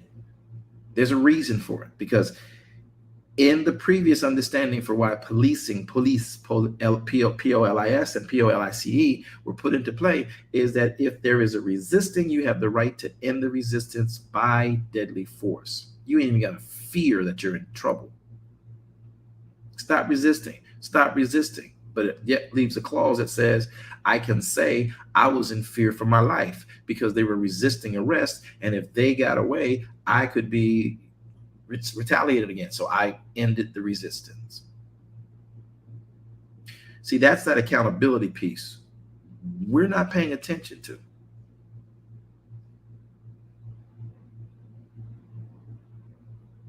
They're not accountable to public opinion. They're accountable to the badge. Not all of them understand it until someone gets entrapped in a situation, entangled in a scenario. And not everyone who's taking that badge takes it that deep. Somebody say, Apostle, you're just taking it too deep. Man, you're just trying to be, no, people understand. And to our brothers and sisters who go into the force, the words are required to get your badge, but you may not understand what the words mean when you get the badge because there is a interpretation rendered. But the intention of that badge is not what's being rendered. Community is another word that's in there. The accountability means that they were answerable and responsible for our actions. And if the legislation says this action is justified, forget public opinion, forget the fact that they wouldn't want it done to them if it were done. They would be decrying outrage as well. It doesn't matter. They are accountable to the actions that the legislation put forward as a construct for that badge. So community is the municipalities. Listen, The community is the municipality. So I will always uphold the Constitution and the community and the agency I serve. What is the community? The community is, and this is in the IACP, Committee on Police Ethics 2000. Community is the municipalities, the neighborhoods, and the citizens we serve. So there's a lot that we have to begin to understand about these issues. I want to go now to this writing from the NAACP, and I may end this here, but I'll be back to talk more about this on Friday.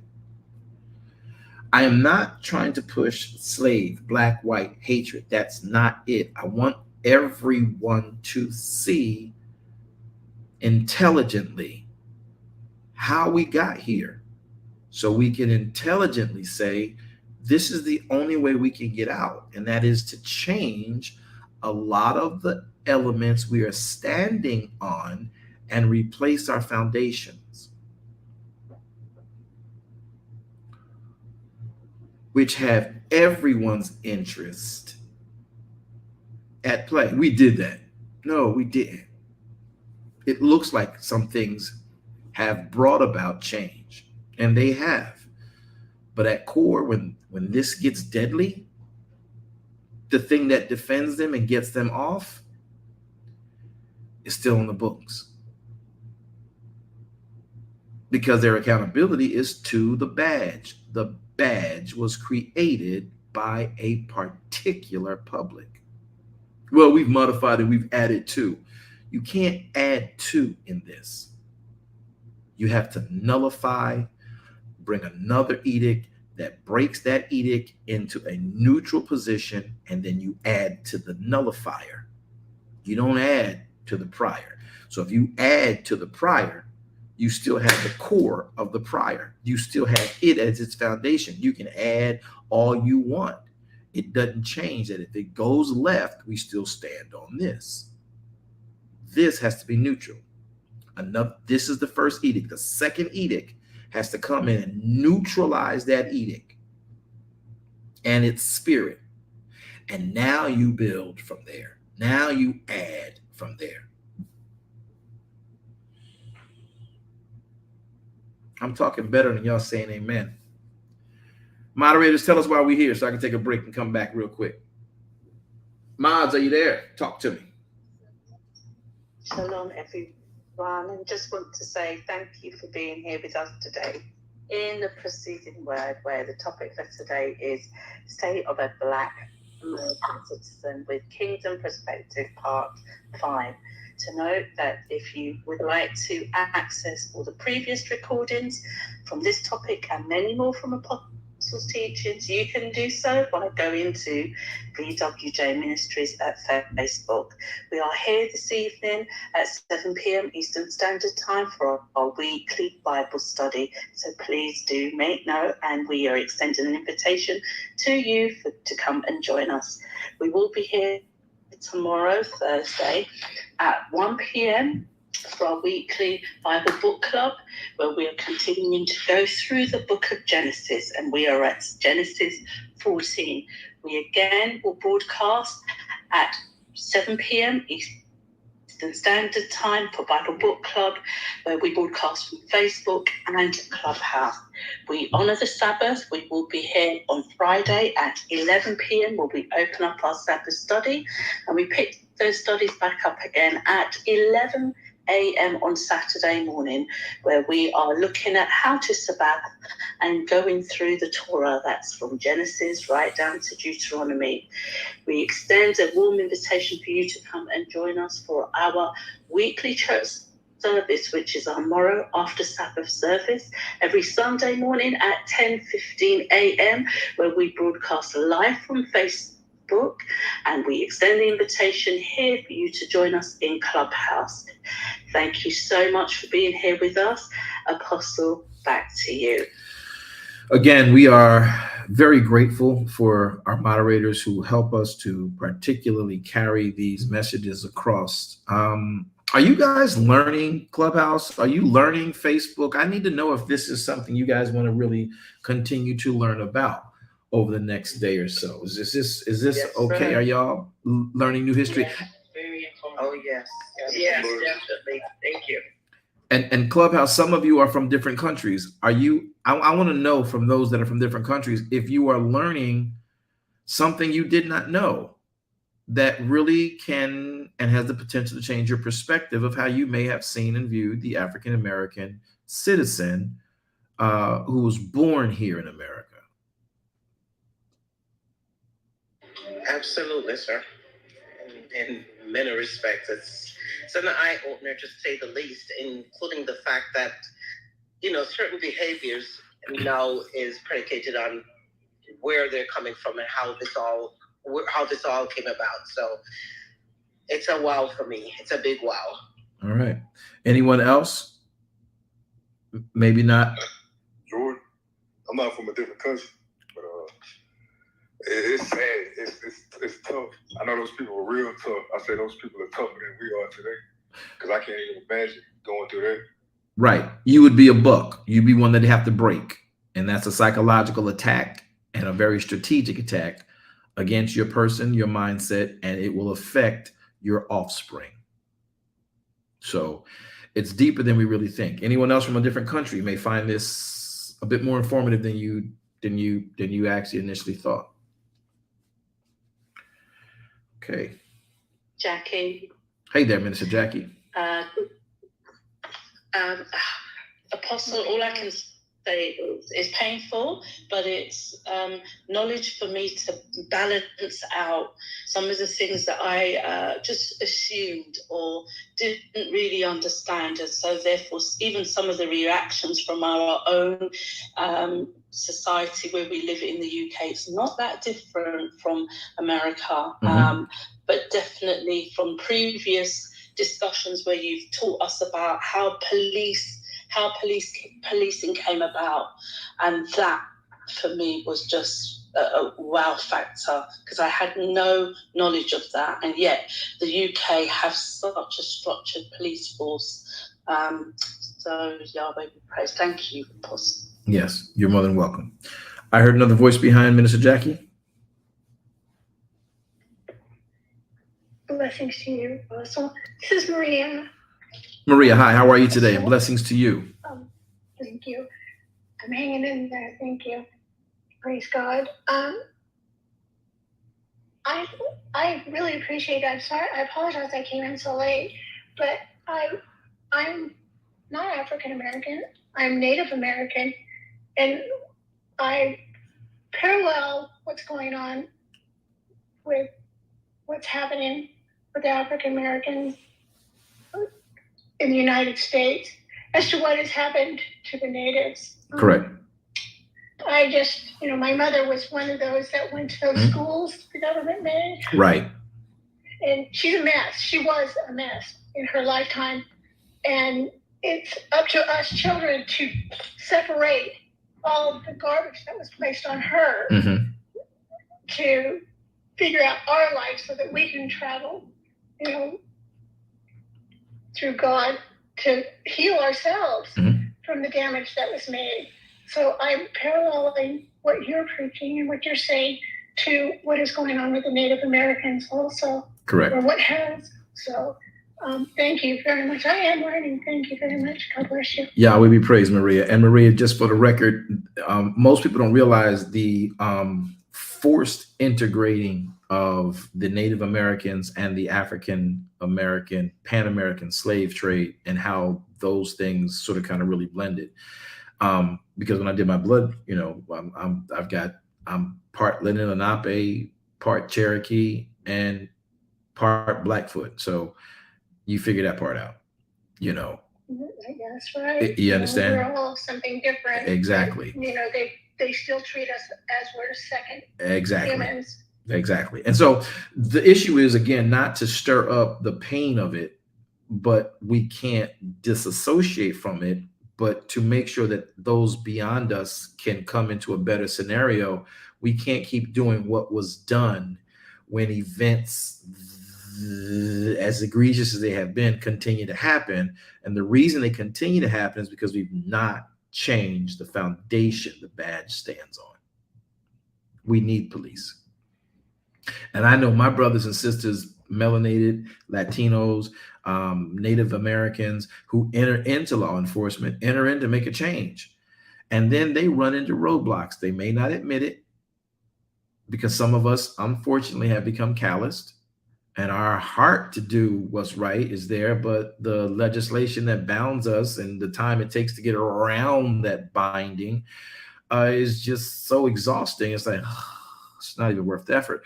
And we have to begin. If we want to see a change, people, if we want to really make a difference, and you say, well, you talking one thing, we need change now. We do. But we need to start making sure that our attention is laser focused at the bills and laser focused at the legislative foundations for why actions take place. Now the police, now the elected officials, now the Supreme Court can go after justice. Because when they get there, I was in court on multiple cases, mob trials, yada, yada.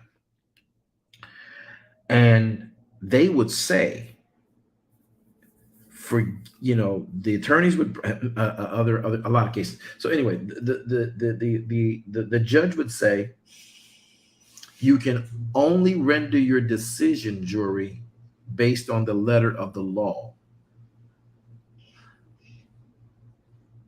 Forget what they show you. You think that you're hearing it all. So if the attorneys that are making the case or defending the case can't tie these emotional actions to the law, you really can't judge that. You may feel a certain way, but it can only be based on the letter of the law. What does the law, I don't care how you feel, the judge says, what does the law say? I need y'all to get that.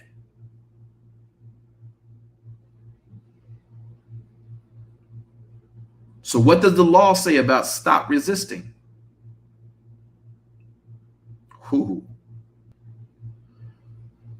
What does the law say about a public interest criminalizing another entity?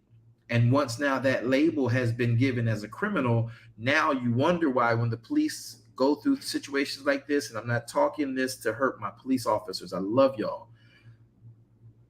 But y'all know what I'm talking about. There's this thing that automatically happens that the person who has been, they may have been even in criminal activity. But when we start to protest an unnecessary use of force, 18 men don't need to jump on one man and beat him with a billy club. That's excessive force. And then what they'll say is, well, we couldn't trust nothing, so here's his rap sheet. Here's her rap sheet. Here's their nature. This is what they've been. And you have not given us the ability to go back into why they even have those labels, because there are a lot of labels and a lot of criminal charges that are put on people that are not the actual storyline, and that the law left it there, and the person may not have had the resource to go back and contend that label put on them, and that's their rap sheet. People, what does the law say about you? And until we fix the law and how we are processed through it, then our leaders, our aldermen, our elected officials, our police officers, sheriffs, chiefs, Supreme Court, FBI, CIA, DG, all of them got a whole different set of governances. We have not changed the issue of who the public is in the legislation. Man, you talking dumb, Jones. Okay. Take it to a lawyer. One who's not just there trying to chase ambulances, but someone who's trying to really make a difference. And tell us what weight the spirit of those words and those phrases mean. and the origin. Etymology is just about everything. Why a thing began. So as we talk about this quickly, I want to bring this into play so we understand something more about the police. The reason that I say the police is because injustice begins with that who actually indicts. The indictment comes from the arrests. The arrests are going to be based on actions that are contrary to the governances and the laws of the land. We are commanded to obey the laws of the land, even if the laws are wrong, even if the laws are biased. Until we change the laws to where they are non-biased, we got to obey the laws of the land. We are being killed because of the laws of the land. You want to stop dying? Change the laws of the land. They're getting away with unnecessary force because of the law. It doesn't matter how the public opinion cries out. The present law states X and so, therefore, I might feel your pain. The law gives them no reason to be detained. We have to change the laws, people.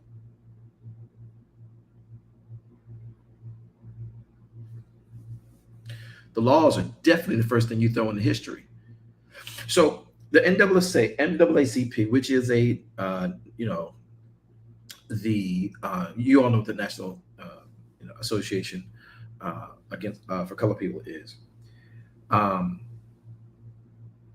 And they, of course, are somewhat biased. They're supposed to be wanting to also work with unifying the people so we can understand our plights together, whether you are non-Black or not. And it's informed. This article is written, and it's written from people who are talking about being tough on crime. So if you go to the NAACP.org/find resource /history -explained, the article itself is The Origins of Modern Day Policing. Pardon me, everyone. The origin of modern day, thank you, the origins of modern day policing. And why do I keep reading this into history, into our hearing? Because on Friday, when I bring this to a close, everything will make sense because I'm going to connect it to your Bible.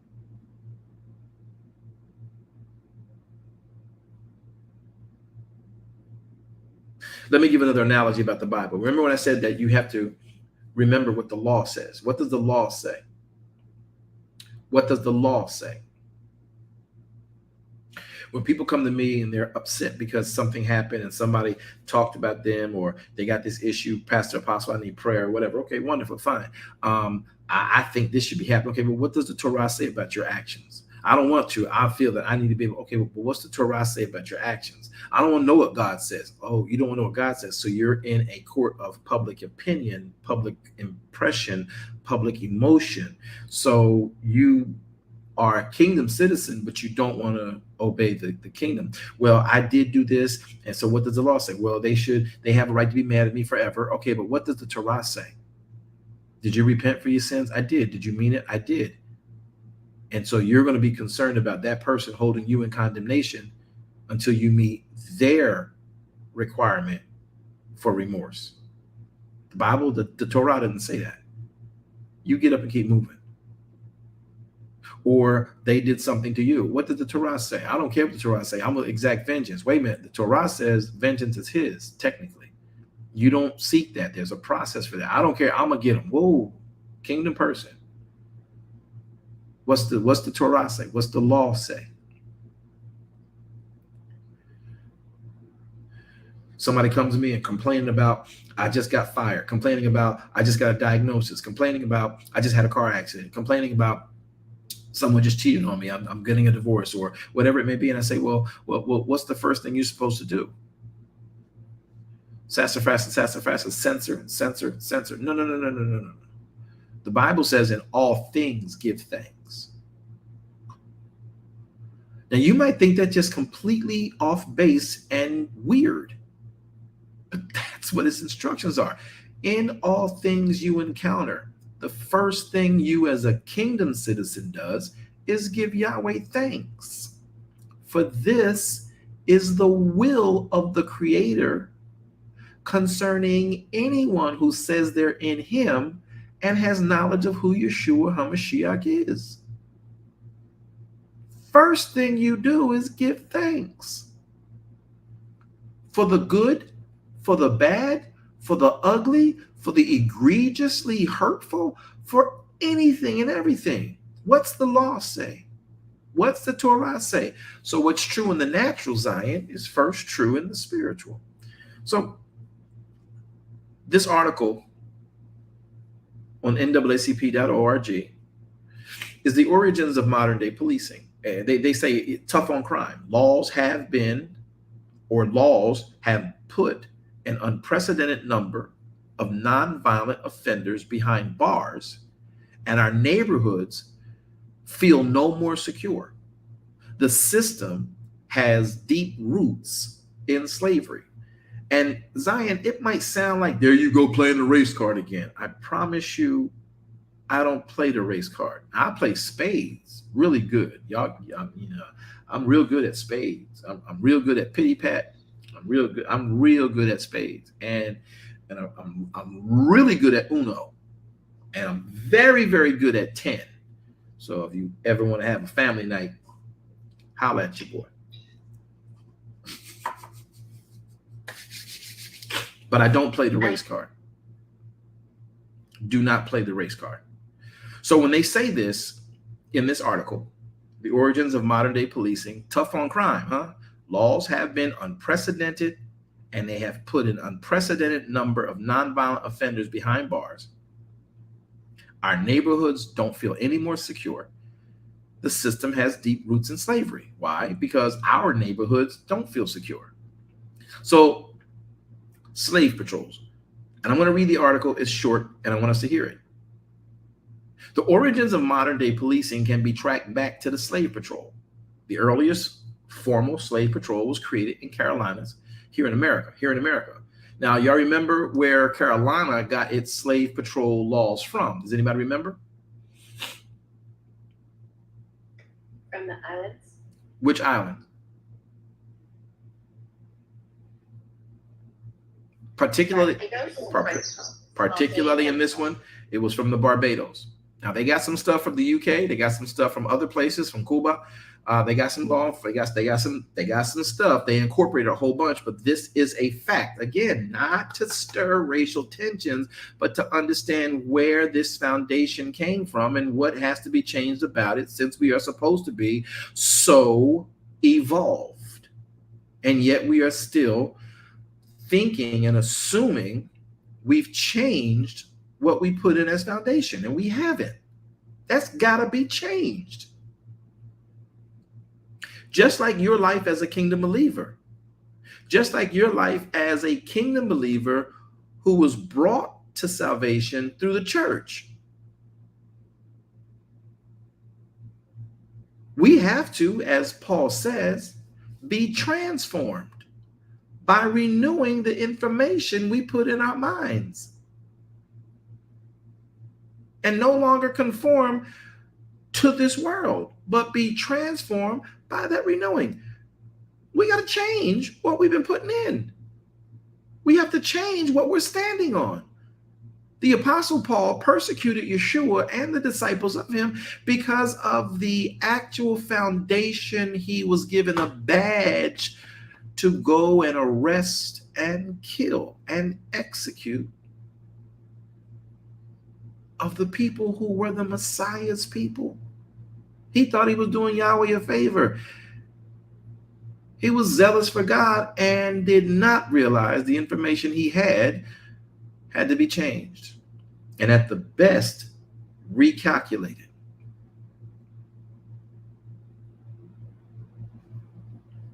So the origins of modern day policing can be tracked back to the slave patrol. The earliest formal slave patrol was created in Carolinas in the early 1700s with one mission, to establish a system of terror and squash slave uprisings with the capacity to pursue, apprehend, and return runaway slaves to their owners. Tactics included the use of excessive force to control and produce desired slave behavior.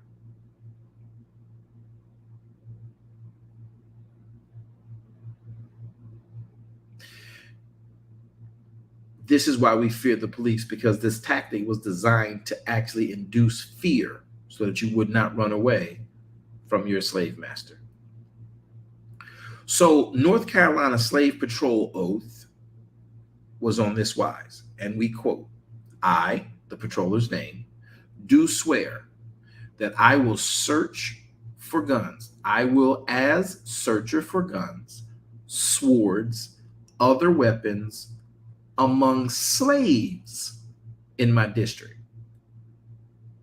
faithfully and as privately as I can, discharge the trust reposed in me as the law directs, to the best of my power, so help me God." Let me repeat the North Carolina Slave Patrol oath. I, patroller, do swear that I will, as searcher for guns, swords, and other weapons among the slaves in my district, faithfully and privately as I can, discharge the trust reposed in me as the law directs, to the best of my power, so help me God. So slave patrols continued until the end of Civil War and the passage of the 13th Amendment. Following the Civil War, during the Reconstruction, slave patrols were replaced by what we call militia-style groups, who were empowered to control and deny access to equal rights to the freed slaves. I'm going to repeat that passage.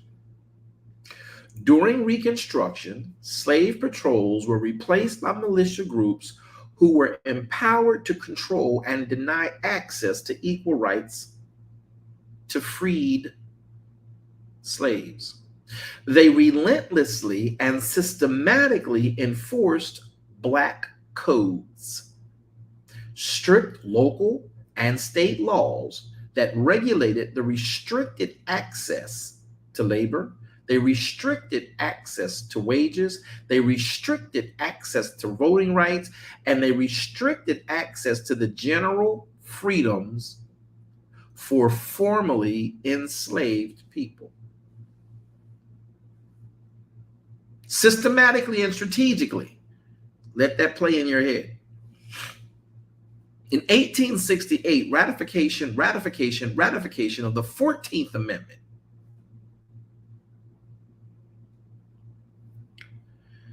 In 1868, ratification of the 14th Amendment of the United States Constitution technically granted equal protections,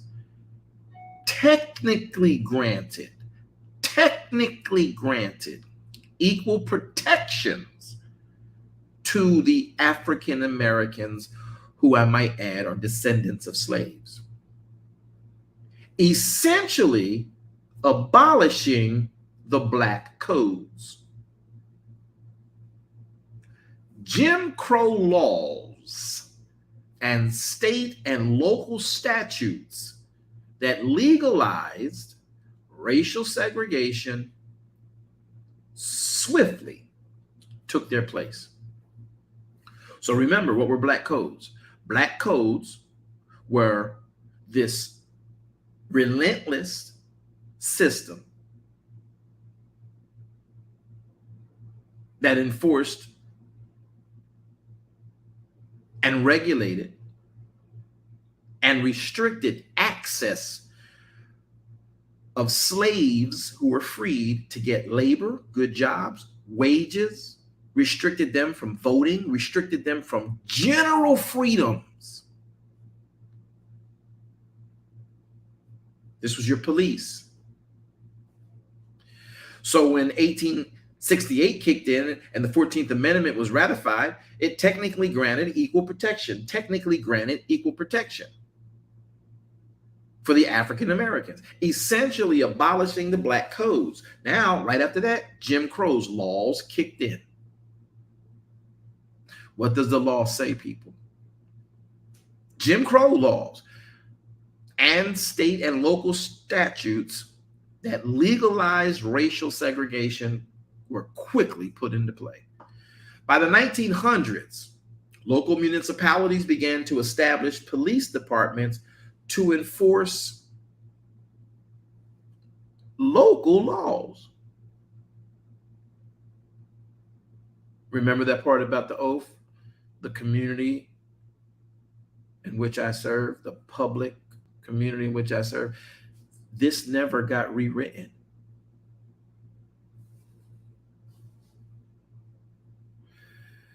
By the 1900s, local municipalities began to establish police departments to enforce local laws in the East and Midwest, including the Jim Crow laws. Local municipalities leaned on the police to enforce and to exert excessive brutality on African Americans who violated Jim Crow law. Jim Crow laws continued through the end of 1960. Now, when did I tell you that the IACP and this oath, as it were, of law enforcement, the Law Enforcement Oath of Honor, when did I tell you that was incorporated?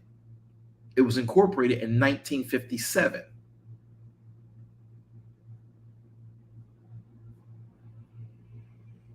Well, Jim Crow laws continued through the 1960s. So the Law Enforcement Oath was still under the mindset and the spirit of Jim Crow law. People just put it together. We got to change something that's driving the problems we're having. We too have to change our mentality as African Americans in America, because we've done a horrible job of raising our children with couth, raising our children with dignity, raising our children without this ratchet society, raising our children ourselves. We have to start too. So the change I want to talk about today is this issue that we're thinking that because we got police and we got black people and Latinos and Latin and Native Americans and on our police department, that changes things. It changes nothing, because many of them don't even realize that they are still standing on the foundations of the old guard. And if things come to push comes to shove, the law as it stands vindicates anything that may even make those law enforcement officers upset.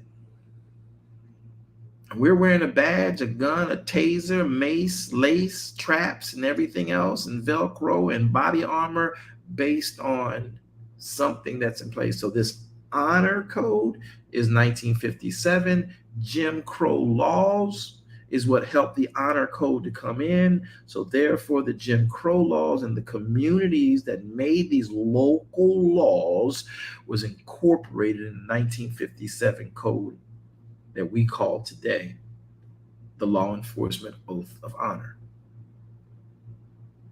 Just because we didn't pay attention to the interpretation, and though we make a quote as people move into local police, state, federal, not federal, because federal does something different. Federal has a different swear-in process. But your locals, generally in America, generally in the states of America, in the cities and municipalities of America, they hold the Law Enforcement Oath of Honor. Now, the governmental oath of honor, oath is different. Similar, but different. Many of us don't know that. Let me keep reading to you guys. So one more time, By the 1900s, local municipalities began to establish peace departments to ensure local laws in the East Midwest, including Jim Crow laws. Local municipalities leaned on the police to enforce and exert excessive brutality on African Americans who violated Jim Crow law. Those laws continued through the end of the 1960s. The crisis in policing is the culmination of 1,000 other failures. The failures of education, social services, public health, gun regulation, criminal justice, and economic development. Again, an article from the New Yorker dated July 13th, the year 2020. So to help out with understanding this continuing bias, the criminal justice system is heavily impacted by the bias of police mentality and outdated judicial precedents. Now, I did not say that every police officer was prejudiced, but the mentality of the department, which is what's behind the badge, establishing the foundation for every police officer, biased or not, to walk upon. Because we got some great officers out there, great officers, family, faith, rightness, unity, community, and they're doing everything they can, but they're not always allowed into the back rooms. They're not always allowed into the places where legislation and what the police will be doing. They're not always allowed access to the mentality, though they're there to change it. They're there to represent and show that, hey, my people ain't necessarily what y'all call us. Whether you're African American, whether you're Latin, whether you're Cuban, whether you are American, whether you are Native American, they're there, but they're not allowed in the back room.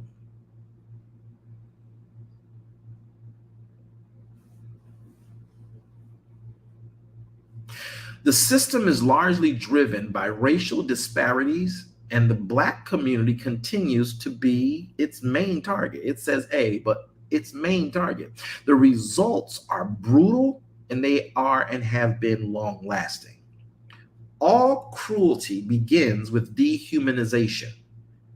Not seeing the face of the other, not seeing the whole humanity of the other. A culture regime of dehumanization has been constructed in many police departments. In that fertile ground, racial bias can spread and become entrenched. This was an article from The Atlantic, June 16, 2020. The culture of policing is broken. I repeat the quote. A cruelty begins with dehumanization. All cruelty begins with dehumanization. Not seeing the face of the other, not seeing the whole humanity of the other. A culture regime of dehumanization has been constructed in so many police departments because you never see our face. You never come down and understand the humanity of us. In that fertile ground of dehumanization, racial biases can spread and become literally entrenched. The legacy and effects of biased policing are far-reaching. The U.S. is home to the world's largest prison population and the highest per capita incarceration rate. As of May 2020, there were 655 people incarcerated per 100,000. Prison, parole, and probation operations cost the U.S. taxpayers $81 billion a year. Derek Johnson, who is the president and CEO of the NAACP, I've not met him. I've met others. I've just not met him. But he makes this quote: the relationship between law enforcement and our communities is fractured because of decades of bad system that has let countless issues go unaddressed. I'll continue reading this article from the NAACP, which is called, in fact, The Origins of Modern Day Policing. And as we continue, it says and asks this question: did you know holding police officers accountable is difficult? Remember that phrase in the oath? Accountability? Oh, watch. It's difficult because they're not holding accountability based on our explanation and understanding and interpretation of what they're accountable to. The target of their accountability pre-exists our understanding of what they should be accountable to in the new community of life. So we thought. They're back there in what this was written under. In 2020, there were 1,021 fatal police shootings. 2019, there were 999.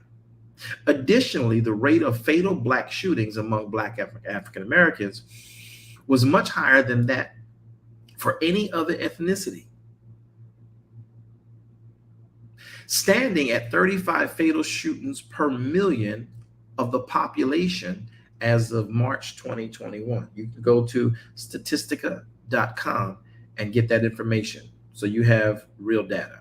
Since 2005, next point, through June 24, 2019, 104 non-federal law enforcement officers have been arrested, non-federal, have been arrested in connection with fatal on-duty shootings. You can get this from the group that's called the Police Integrity Research Group, Bowling Green State University. Under this, to date, only 35 of these officers, 104, have been convicted of a crime, often a lesser offense such as manslaughter or negligent homicide, rather than the murder charge they were arrested for. Only 4 officers have been convicted of murder during this period and even seen their convictions stand. Another 23 officers were acquitted in a jury trial, and 9 were acquitted during a bench trial, which is decided only by a judge. 11 of that 104 other cases, 11 other cases were dismissed by a judge or dismissed by a prosecutor. And in one instance, no true bill was returned from a grand jury. Currently, there are 24 non-federal law enforcement officers with pending criminal cases for the fatal shootings they were involved in. Now that's non-federal, because federal is a whole nother animal.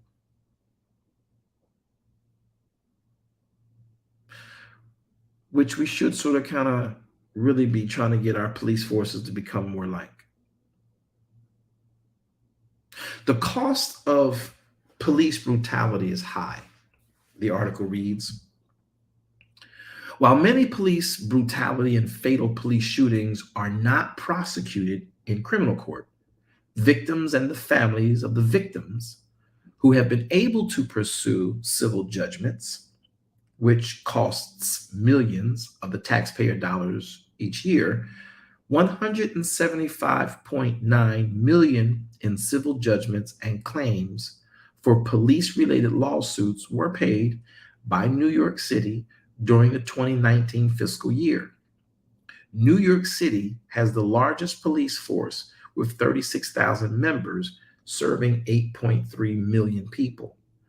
500 million was paid out by the city of Chicago between 2004 and 2014 for police misconduct related to lawsuits. The Chicago Police Department has 12,000 officers serving 2.7 million people.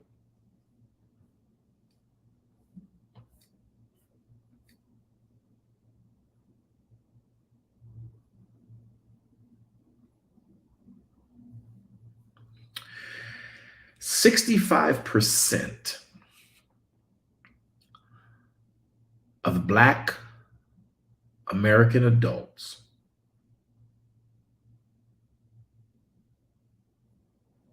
who have felt targeted because of their race. Notice I did not say their skin color.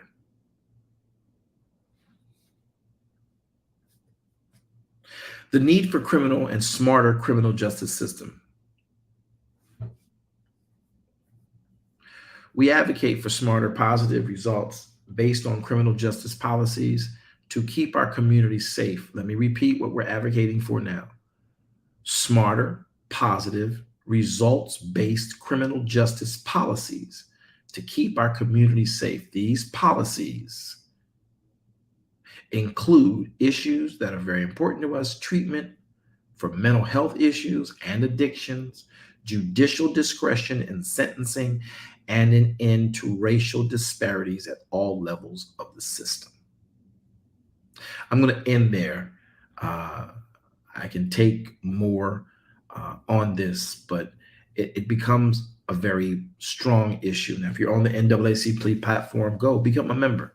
If you are sympathetic based on what you've heard, more importantly, if you're empathetic because you live it, please join in. Now, will you like everything that's done there? No. Will you feel there's enough passion to push the points important there? Not always, but there's a start.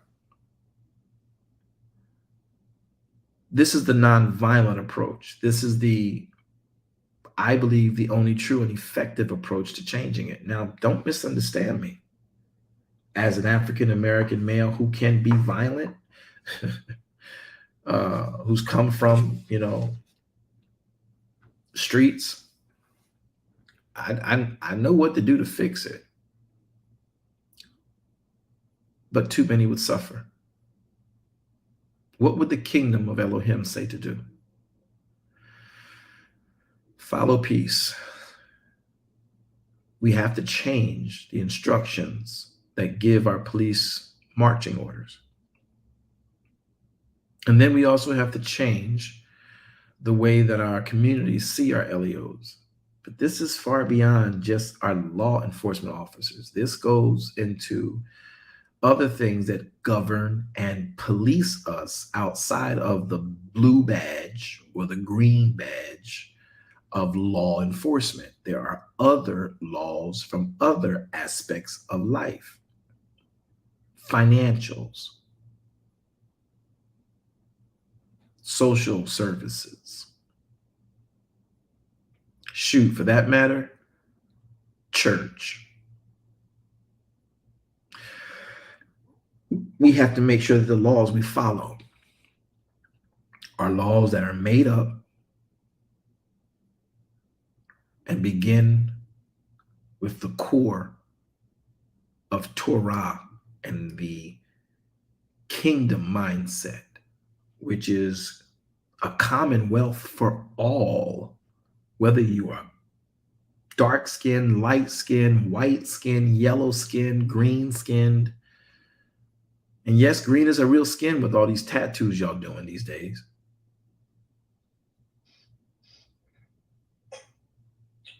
That was funny. You're not gonna act like that wasn't funny. That was funny. But okay. That was funny. Yes, it was. But we have to make the change. And the change does not come just because you whip out a gun or a knife or a sword that you got and you just feel like, I'm going to get vengeance because my nephew was murdered in cold blood and shot down and whatever was done. We cannot go that route. We can, but everything you can do don't mean you should do. So we're not advocating social unrest. We're advocating social arrest. Make that a quote.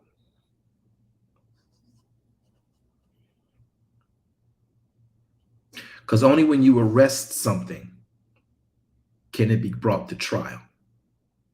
And you see why it's been indicted. And from that, you make corrective actions. My name is Apostle V.W. Jones. This has been the Proceeding Word in a special series on the state of a Black American citizen with a kingdom perspective.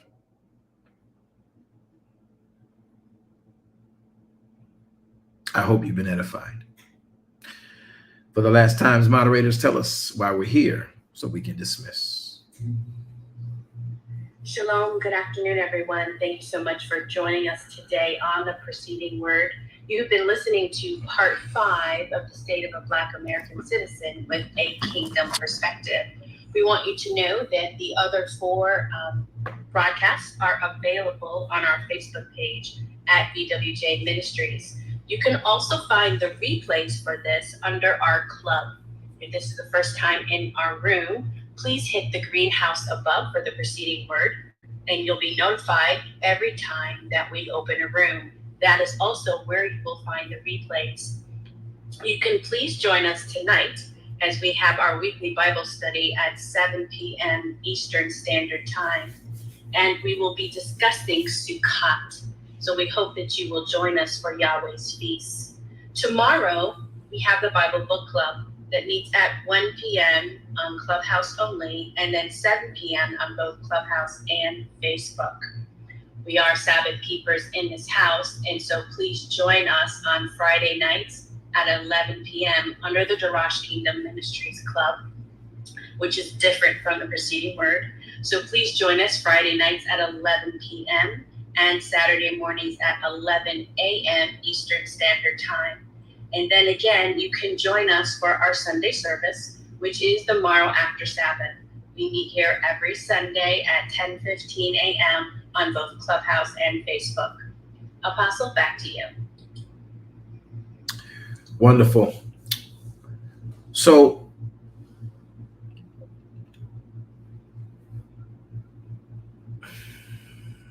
just a note before we dismiss.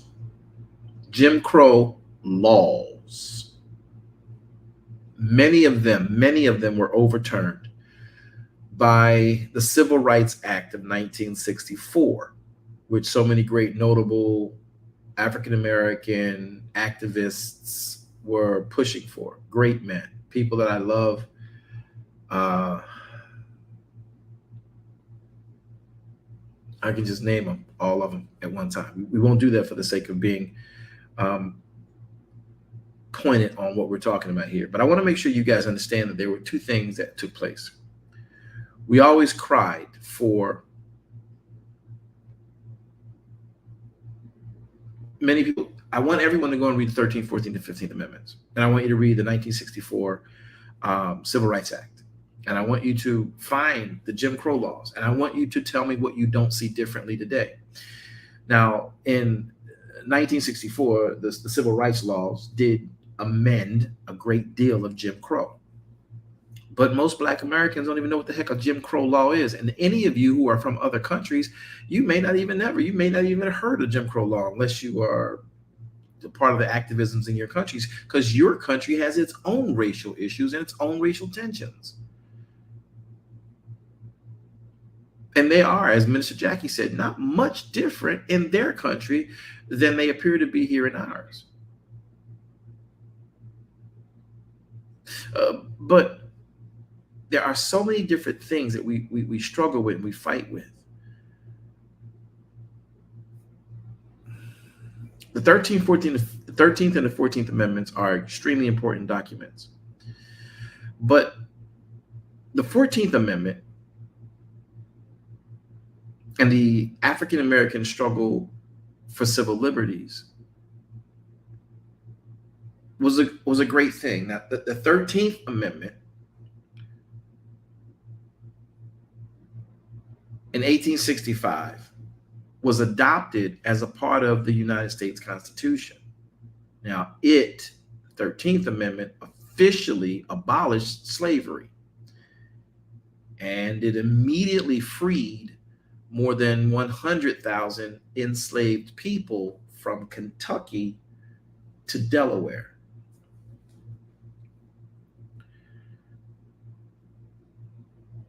Technically, it freed them.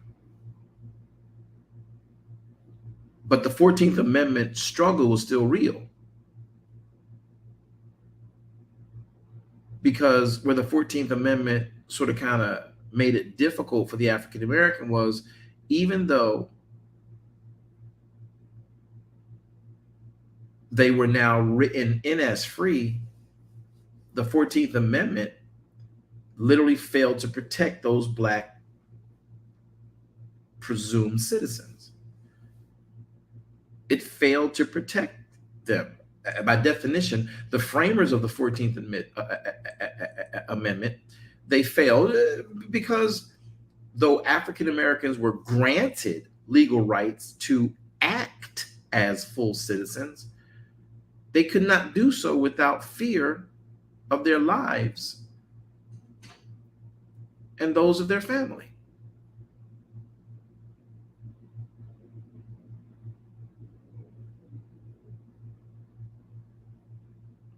There's a lot more to why we can't get what we're looking for in this world.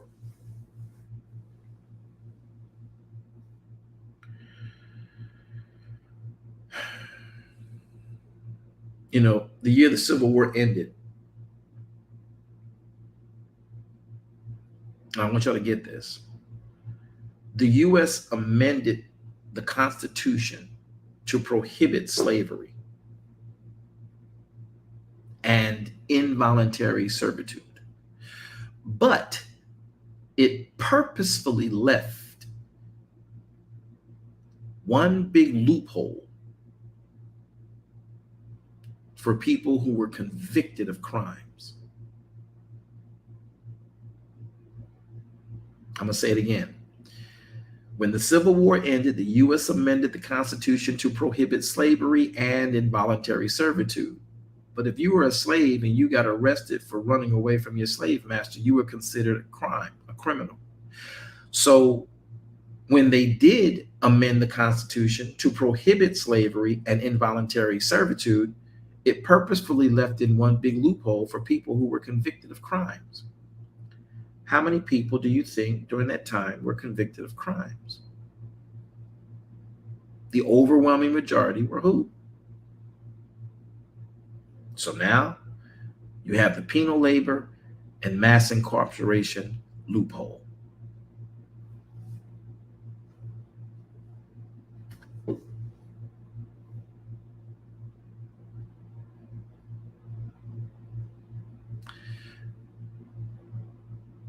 Penal labor, huh? Mass incarceration, huh? Different form of slavery. And all it takes is for your children from school to be started to be labeled as potential criminals. There's a lot here. People don't want you to take time, and many of us don't want to take time to sit and talk about it and dig into it. Instead, we'll grab a soundbite and run with it, and the people listening to us are like, okay, I get your pain, but you're representing it wrong. And see, the people who are sympathizing with you don't empathize with you. So it doesn't matter as much to them as it does to you. But what matters to you should be properly articulated. And quite frankly, empathetic people, we've not articulated this rightly. And therefore the sympathetic people are like, you know what? Y'all give reasons for people not to care for you and like you and change anything. Look at the idiotic behavior you give. That's unnecessary. Though they may not understand the anger and the passion, the one thing they can't understand and should not have to be forced to understand is the horrible way that we articulate the problem that needs to be changed, and we say we need so desperately. If they're just sympathetic and they're not empathetic, they don't have time to sit and wait for you to figure out how to articulate it. And the only way you're going to properly articulate it is for you yourself. Stop grabbing sound bites from modern day activists who've already sold out by taking money so they can start their nonprofit groups, and go and research it yourself and find out what it's about. Not just taking sound bites from people who want to take guns to Whitey, who wants to segregate, who wants to, get vengeance on the police. No, go study. Understand what the argument is. Understand the root for why we have the problem. And then bring back an articulated, intelligent response and program to make legislative, Send your children to law school so they can write the legislation and represent whatever country from Africa you might not know you are from and the nobility line and lineage you come from. You are smarter than you're acting.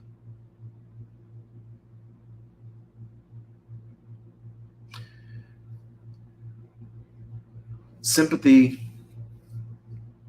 only goes so far.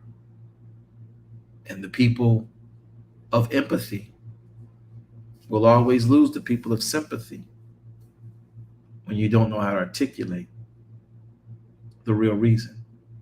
Sympathy can't help you.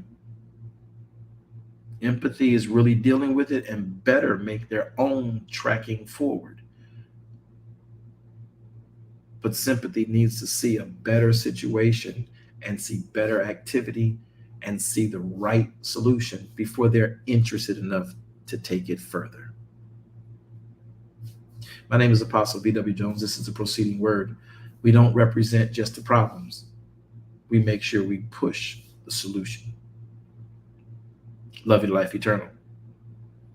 Hope to see you tonight at Bible study. Have a great day. This call will end in 5, 4, 3, 2, Thank you, Apostle. Shalom. Shalom, everyone. Thank you. Shalom.